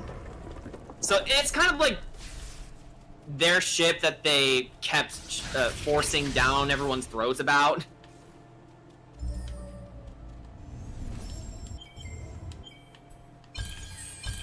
And, well, the characters do age throughout the DC animated universe, so, like, for example, in the Mystery of the Batwoman movie, Barbara is 23 years old in that movie, and then Bruce is in his late 30s.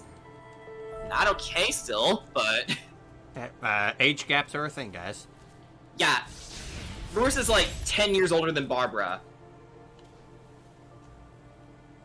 Yeah, but that's the thing is, like, you know, the minute it's like, because I know there's people that they still get grossed out by, like, big age gaps, but I'm like, as long as they're consenting adults, who Yeah. cares? I mean, it's like, you it's like, say that too, but it's then kind you of, remember... Sorry, go ahead. yeah, because it's kind of weird, because it's like, I see people all the time, like, they go, like, you know, even if there's, like, a 5-year gap or something, they're like, oh my god, that's too long. I'm like, that's actually pretty fucking normal, all things That's pretty considered. reasonable. It just... Yeah, it's pretty reasonable unless, there's an actual minor involved. Right. Well, I mean, it's like, you know, well, even then, it's like, you know, again, like, I see people, like, they freak out, like, you know, I can totally understand if it's like, you know, like a 15-year-old should not be going out with a 20-year-old. That obviously not.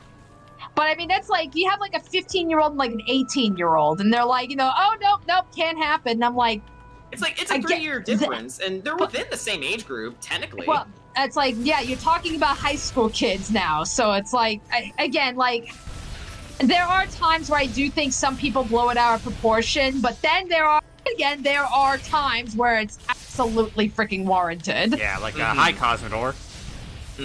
Yeah, but that's not the sole reason why I think Batgirl is a bad ship. I think it's a bad ship because, you know, before they started going out,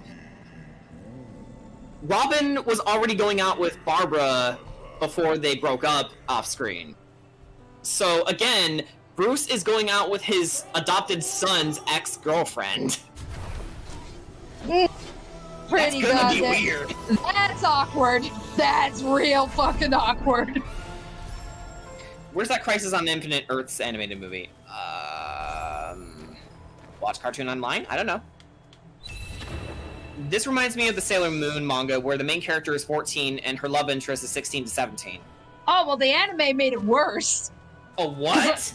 Because, well, the 90s anime. Because, yeah, in the manga, like what Crystal Stargirl said, like, yeah, Usagi was 14 and Mamoru was, like, 2 years older than her. Fair enough. In Yeah, the that's 90s, reasonable. in the 90s anime, they made Mamoru a college student and kept her as 14. What? Yeah, they made it worse in the 90s anime. It's like, oh. Subbers, worse or better? Worse. And there's Sly, who's 18, and Carmelita was 21 in the first game. Wait, seriously? I didn't even know they had ages. Yeah, me neither. That's weird. I mean, okay. So, what's the age difference between Carmelita and Sly? 3. 3. Yeah, 3 years. 3 Okay, year yeah, difference. That's not... That's not bad at all. That's not bad. No, yeah, they're both adults. Sly is younger than her, yeah, but, you know, they're in the same age group, you know? Yeah.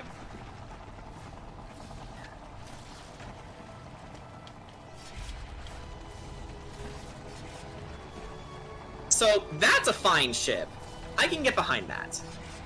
Yeah, I had no idea that Sly was 18 in the first game. What does that make him now? Still lost in Egypt. True. Yeah. Well, the minute we got time travel involved, it's like, oh, okay, now I things are actually gonna want to get. look that up now. Okay. Yeah, things are gonna get weird now. And the thing, Carmelita wanted to do a Nasty in the Pasty with Tennessee Cooper. Please don't.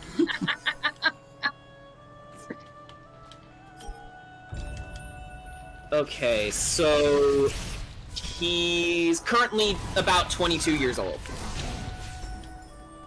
Okay. That's an estimate according to the wiki.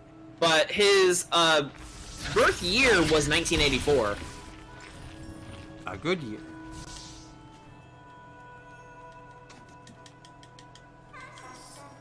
Yeah, Sly said it was 10 years since his parents' death, meaning his parents died on his birthday when he turned 8. Oh yeah, you know what? Yeah, it was there the whole time.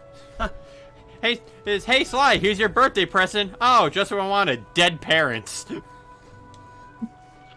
You know, that's one for one what happens to Alexandra, my main character. Her parents died on her birthday. Yeah, it's like Sly just pretty much traded in his parents for Bentley Murray. And really good thieving skills. And then eventually Dimitri became part of that family. For better or worse. Because he's got the juice. And then there's the South Park episode where Kyle's brother Ike dated his teacher. Stop. Oh my god. That episode was so weird, but it was just so funny because the commentary they were making on, like, yeah, the relationships that have happened like that, where teachers have gone out with students and stuff, and it's like, yeah, the minute that it's a male teacher and a female student, it's gross. But when it was a female student and a female teacher and a male student, it's like all the cops had to say was, "Oh wow, good for the kid." I mean, it was like it was such a double standard, and they called it, and South Park called them out on it. Thank you, South Park. But yeah, now you know why I don't play Fire Emblem Three Houses. Yeah, well, because again, that's where it's like, you know, that's the That's kind of the beauty behind South Park is like they're not afraid to call shit out, but they will take it to the extreme to make that point. Bentley and Murray are also 18 in the first game. What? I've always pegged Murray as being a little older. Like, I don't know, like 24? So he's 22 as well now. Jordan, Ori got shot in the face. Stop did getting that? shot. Stop getting shot in the face. Stop hurting my baby! Yeah, we know this, Father. We've only We know died. this, Dad. Fuck you! We've only died like 5 times. You're a fucking terrible dad! Why weren't you there on my birthday? We don't know their birthday, but Sly's birthday is September 23rd. Alright.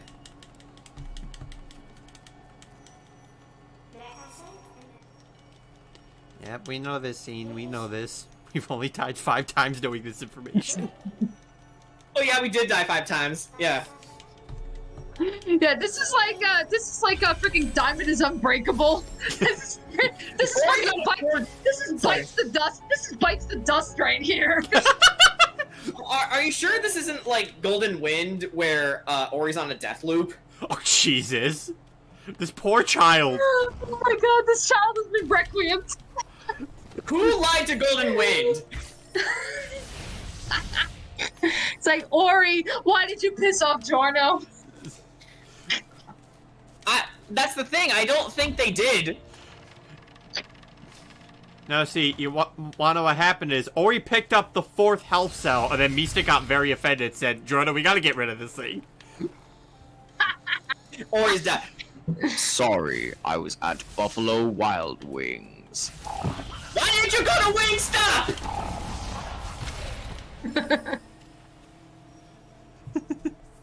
Besides, Buffalo Wild Wings has shitty management anyway, at least mine does.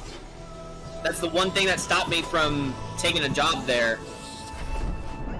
It's like Buffalo Wild. See, it's like I haven't had Buffalo Wild Wings in a long time, but I remembered just some years ago. It's like their wings and their legs are so goddamn small, and they're just swimming in the sauce, and I actually like eating chicken wings, not pigeon wings. Exactly. I mean, Yes. I like the dry rubs, but even then, it's like, I could be doing better. Yeah, I mean, it's like, if I want to eat chicken wings, I want to eat some good honking chicken wings. It's like, sorry, and it's like, sorry, Ori, but I have to go. I gotta play Animal Crossing New Leaf on the Nintendo 3DS. Question, which JoJo villain do you think had the worst punishment?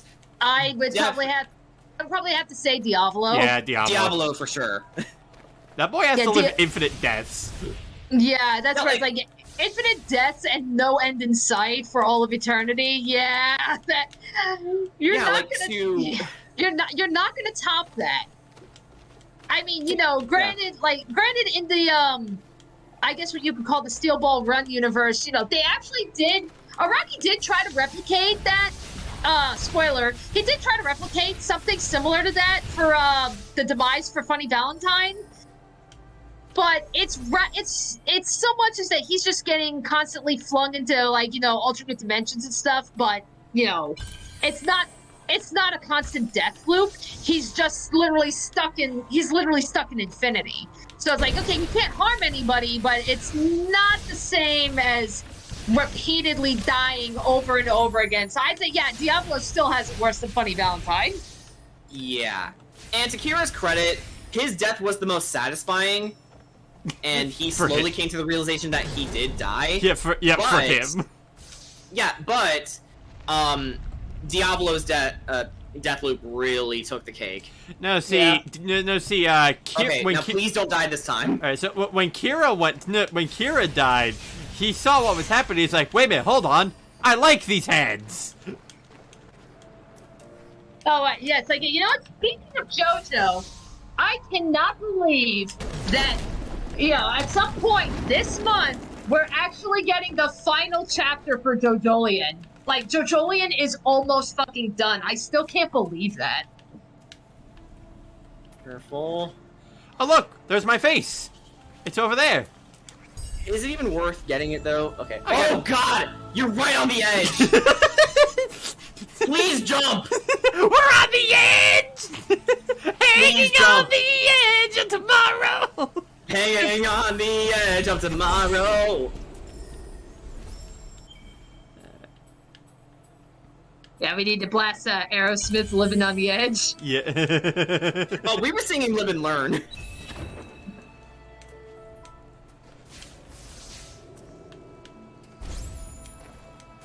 Man, it's okay. Picking up our face gave us a free level up. True, but Wait, I get a free level up every time I die? Forest, take me! Okay, that's not so bad. You know what? Dying sounds somewhat okay. I can't believe I just said that. Do not crave for death, people. Ori loves you. If you or a loved one are suffering from depression, please know that you're not alone and that we're here to help. Let's see. Actually, isn't there a one-off manga where Kira gets reborn and becomes a good guy? You're thinking of Dead Man's Question, I believe it's called? And I have not had a chance to read that, but from my understanding, it is a one-off manga, but it's kind of a semi-sequel. And it's like, yeah, it's weird. It's like, you know, again, I haven't read it, so I can't really, like, you know, speak for it, but from what I've seen and from what I've heard of it, yeah, it's weird. It's like, you know, yeah, Kira's like, he's still dead, but it's like he lost his memory, so he doesn't even remember the fact that he was a serial killer, doesn't remember how he died or anything. I think he still has Killer Queen, and it's like he becomes like a spirit detective or some shit. I don't know. It's that's weird. fucking weird. Yeah. All right, here, Jordan. Now you can read. Now you can see what is a hitbox. So you see where scene is all the way down here, yeah? Uh-huh. Oh, never mind it. Before I managed to hit the guy on the above. Yeah, I saw that. I didn't work this time. Moon Studios patched the game midstream. Oh God, they're patching it live. That's creepy. Yeah, just like they're secretly watching. Like, oh God, that's. Oh God, is Ori spyware? No. You're the chosen one. Ori chose violence. Not even violence, just spying on people. Ow. Oh God. I'm looking for owls. I'm looking for owls. Are you an owl? Ow. Are you an owl? No? Oh, listen, we need to be on high alert. One of us here is probably an owl. Who? That's the thing. We don't. Turn slowly. Moon Studios. That's a hitbox.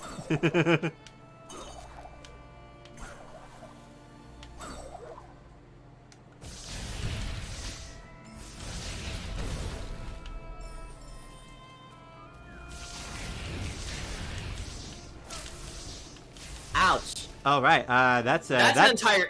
That's over there is end game. Yeah, that's an entire orb of damage. That's a lot of damage. That's a lot of damage. But with flex tape, we can fix your wisp up in an instant. And now I just sawed this spike slug in half. Just imagine, like, Ori dies and you just see the guy come and be like, fear not, with flex tape, it fixes instantly. No, it doesn't. Ori isn't breathing. It's like, yeah, use some flex tape on the tree. No, use flex tape on Ori.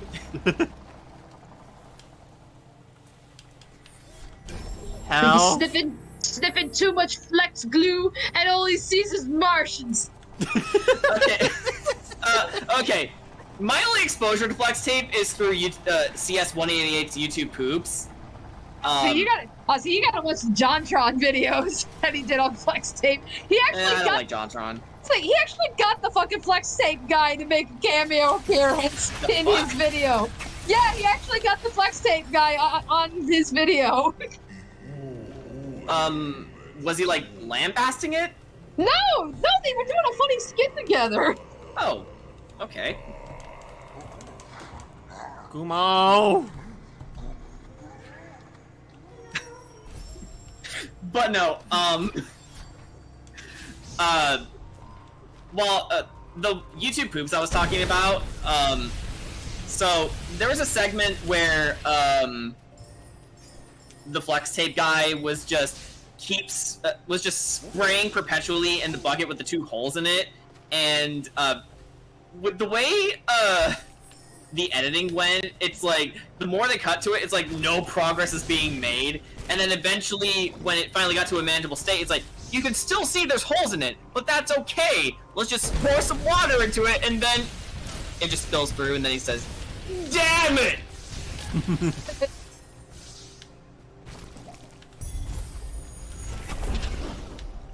That guy's dead. I'll take your soul. Fuck, I can't stop thinking about it now.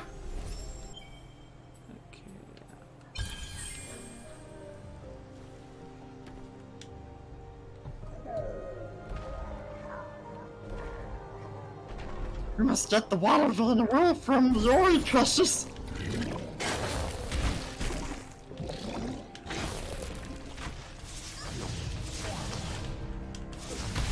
Well, luckily, our spirit flame is stronger now.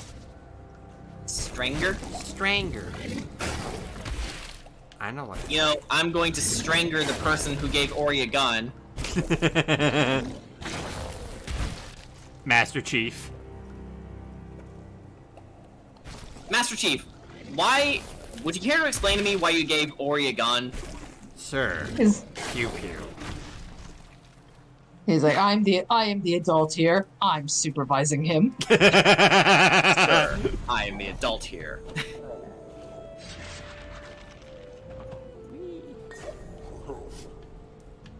Please be careful.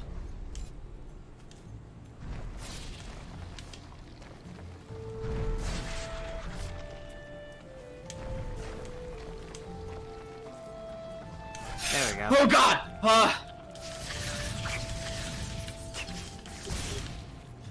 Those lasers are instant death. It was Deadpool. What about Deadpool? Oh, it was Deadpool who gave them the gun. Okay. You know what? Deadpool would. Hey, I'm just saying, that's a good... we gotta teach them how to defend themselves. It's like, and for you, my son, I give you your first ever gun. I'll give you one every year. What's a gun? It's used to kill things. Bang, bang, murder, death. Oh, I don't want to kill anyone.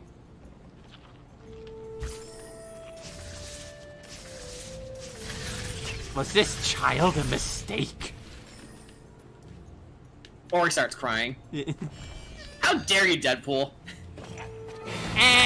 Okay. So, let's get ready to die here again. Let's not.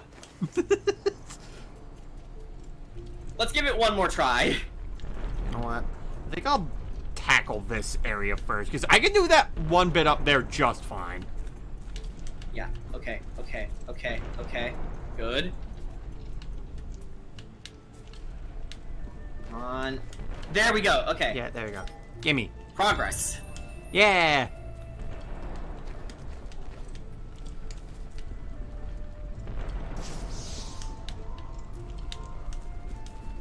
Okay. Good I know thinking. that You're timing yeah, it it's out. like it's like yeah, that is so tight. Yeah. Alright, now we gotta face this guy again. Crystal Star Girls wants to know, Danny, have you heard of Chris Tales? She told me about it. I don't think so.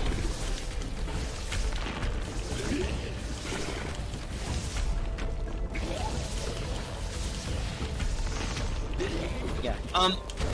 To my understanding, it's an RPG that revolves a lot around not time travel specifically, but about different time periods. So, for example, to solve a puzzle, you can send your character either into the past or the future to gain information, and then you can take it back to the present in order to help solve whatever problems are in your way. And you can even do it in combat, too. So, like, you can rust an enemy's shield beyond repair by, you know, messing with time. Yeah. Also, hi, Gilligan. What's up? We are playing Ori and the Blind Forest on 1 life mode. And this is currently our, fifth death? Yes. Okay, careful. Okay. I see, going up is not difficult. Yeah. More fun going up than down. Yeah. Ginzu tree. I'm not ready for that. Well, first he has to see if he can even get to the Ginzo tree. Yeah, seriously. Well, I won't. Yeah, it's like, never mind the Ginzo tree, just trying to get to the freaking tree. Yeah. Well, it's actually a good thing I did that part first, because I don't really have to go through this part too much now. Because I think I only gotta go, like, from there once and back, like, only one time. Yeah. And honestly, this part is not too difficult. I just forgot the pattern, like, the last time I died here. Yeah. Okay. So, yeah, Sorry if we distracted you. Yeah, no, it's fine.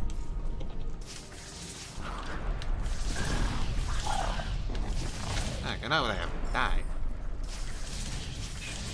It's these guys who are the distraction. Their breathing Fuck you, bothers me. spiders. So what? Were they breathing like? Yes. Yeah. Yeah, they were the regenerators from Resident Evil 4. Exactly. I still need to play Resident Evil 4. It's good. I know. It is. Sadler, you're small time. Yeah. Although if I'm gonna play any version, it would be the Wii. It would be the Wii version because, to my understanding, it's actually the best version overall. Okay, so yep, we're in new territory now, guys. Yeah. Finally. Also, Progress. so that means if you die, you have to start the whole game over. Yes. And it only took us what, an hour into the stream. How long have we been going anyway? 2 hours. Oh, 2 hours into this whole thing. But we're actually about to get a new ability soon. Assuming we don't die. I will actually turn the game off if I die at this point.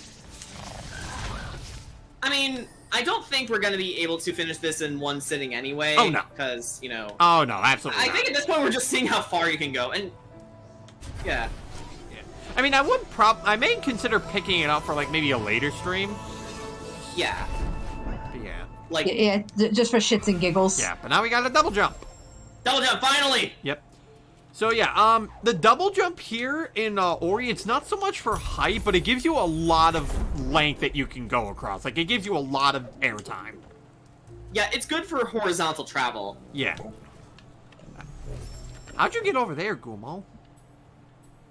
I walked, precious. Okay, Yeah, it's I can't give him the golden voice. Yeah, yeah, that's where it's like, yeah, hey, Gumo, you're in the foreground where we can't hurt you. Cheater. It's like, I know, that's where it's like, dude, why don't you just stay in the foreground? Come and face us! Cheater. Okay, I don't know why, but now that you're saying cheater, I'm thinking of Cheetor from Beast Wars. Help me get off my Transformers high, guys. I'm scared. I haven't stopped ever since I finished Transformers Prime the first time. And I'm only exacerbating it by watching it with you guys. See, there we go. I mean, hey, if it wasn't for Transformers, I wouldn't even know what to do with my main villain. Like, it gave me really good ideas. Okay. I'm trying to think. Yeah, Kragaton is based off of Megatron. I'm trying to think. After we finish Transformers Prime out, have we decided what's the next thing we're watching? I believe it was gonna be TP's choice. Yeah, TP's choice. Yeah, because he hasn't picked something for us yet. But then I was also thinking after that, I think it's time I finally got you guys down to see One Punch Man. Right. Yeah, we gotta do that. Yeah, because Yes, I've that been, other anime. yeah, because I've been holding off on that one for a while. I know that's one I wanted to like get both you and Jordan into. Okay, so Crystal says, if you want to try out Chris Tales, Danny, it's on all consoles, and it has a demo if you want to check it out. Plus, the art style is beautiful. It's a love letter to other RPG games. Okay. Yeah, I'll definitely have to look into that. Yeah, like, okay, back really quick, back to my Transformers fandom, though. I've actually gotten to the point where I want to make Transformers OCs, like my own Autobots and my own Decepticons. Oh no, you're such a nerd. You're doing a heat. You're pulling a Heaton. That's exactly it. I'm pulling a Heaton. Like, I even came up with an idea for an Autobot who's a school bus.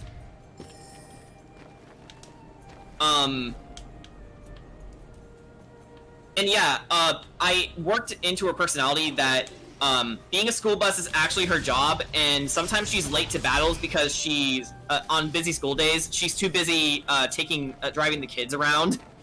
Aww. Because she loves them. Okay, that's actually very cute. Yeah. Oh, actually, hold on. I know what's coming up. All right, gonna do some serious platforming here. I also have a Decepticon who's, essentially... Hang on, I'm trying to remember the serial name for, that one jet that doesn't exist yet. Where is it? Okay, have you guys ever heard of the TR-3B? Woo! First try. No. So, then again, I don't keep up with like cars. Oh, actually, it's a experimental military jet. Oh, well, that I definitely don't keep up with. What What are you? Ori, What are you doing? Are you okay? Can you get out of that corner? I can, but it's just. But it's like you're too scared to. Yeah, I have 1 health left. I have serious anxiety. Jeez. Oh, jeez. Oh God. Come on. Okay, there we go. Oh shit! Oh. Oh my God. So anyway, the TR-38, 3B, rather. It's a sort of UFO-ish vehicle. It's a really triangular jet plane. But it's still in the experimental phase. So I decided to make a Decepticon out of it, and she's a scientist, and the thing about her is that underneath a calm persona belies a completely manic lady.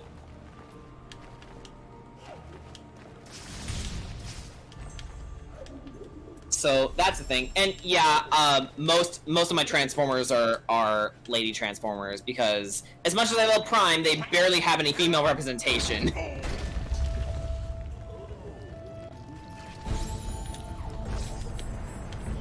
Falling rocks.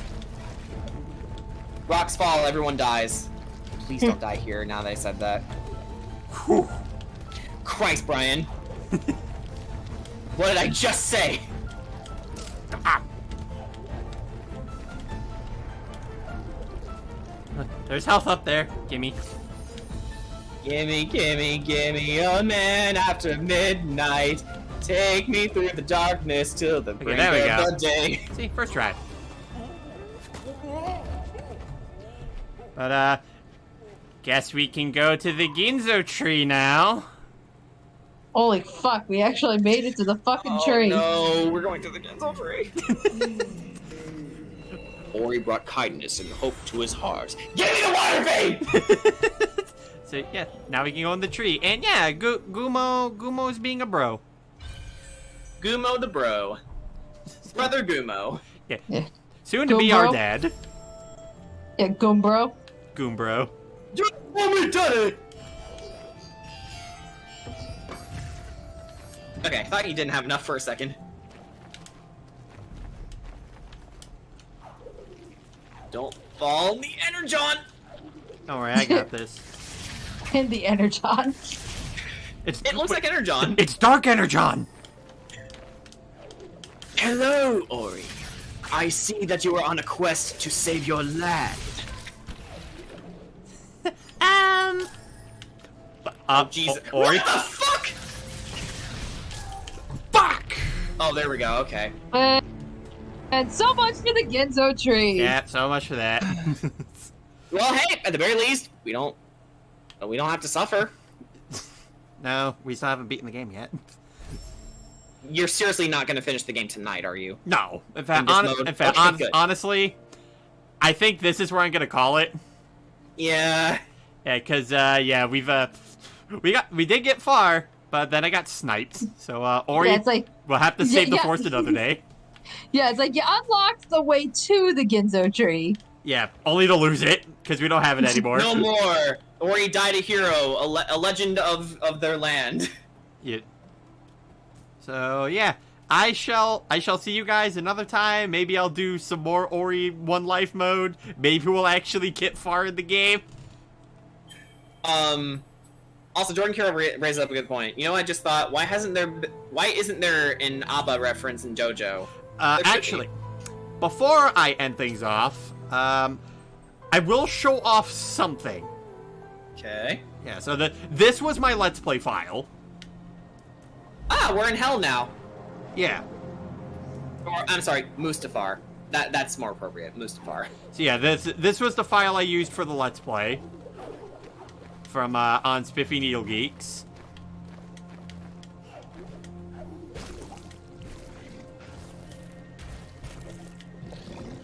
Okay, penis monsters, you might want to get that looked at. It clearly hurts to pee. What is wrong with me?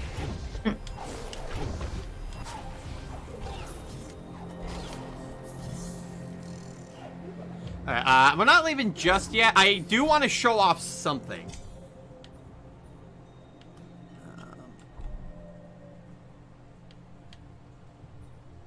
Let's see here. Okay, yeah. Alright, so here. So this is an Easter egg that I discovered recently in this game. Okay. Alright, it's gonna involve us stomping. Stomp. Oh my god, I think I know what this is. Yeah, you know what this is, Jordan. I won't dare say anything though. I want you guys to see this. Okay, cool. We can in fact do it. Okay. That's not edited in! What? That is real! Yeah, so yeah, if you stomp that enemy in particular, make him fall off the cliff, he makes the Wilhelm scream. Why? Because! Just for a fun Easter egg. I didn't think that somebody actually had to find that. Yeah.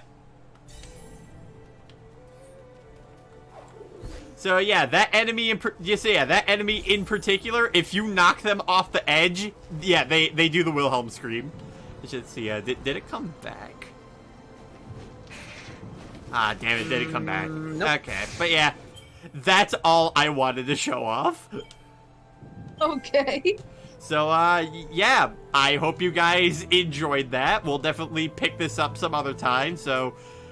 Tune in next time whenever I maybe do another stream, and hope you look forward to as I do more suffering in One Life mode. We'll see you guys then. Alrighty, Yep. have a good night, guys. Yep. I'm going to feed Ori so many Tandalos. And while you're here, don't forget to check out SNG to see Ryan streaming.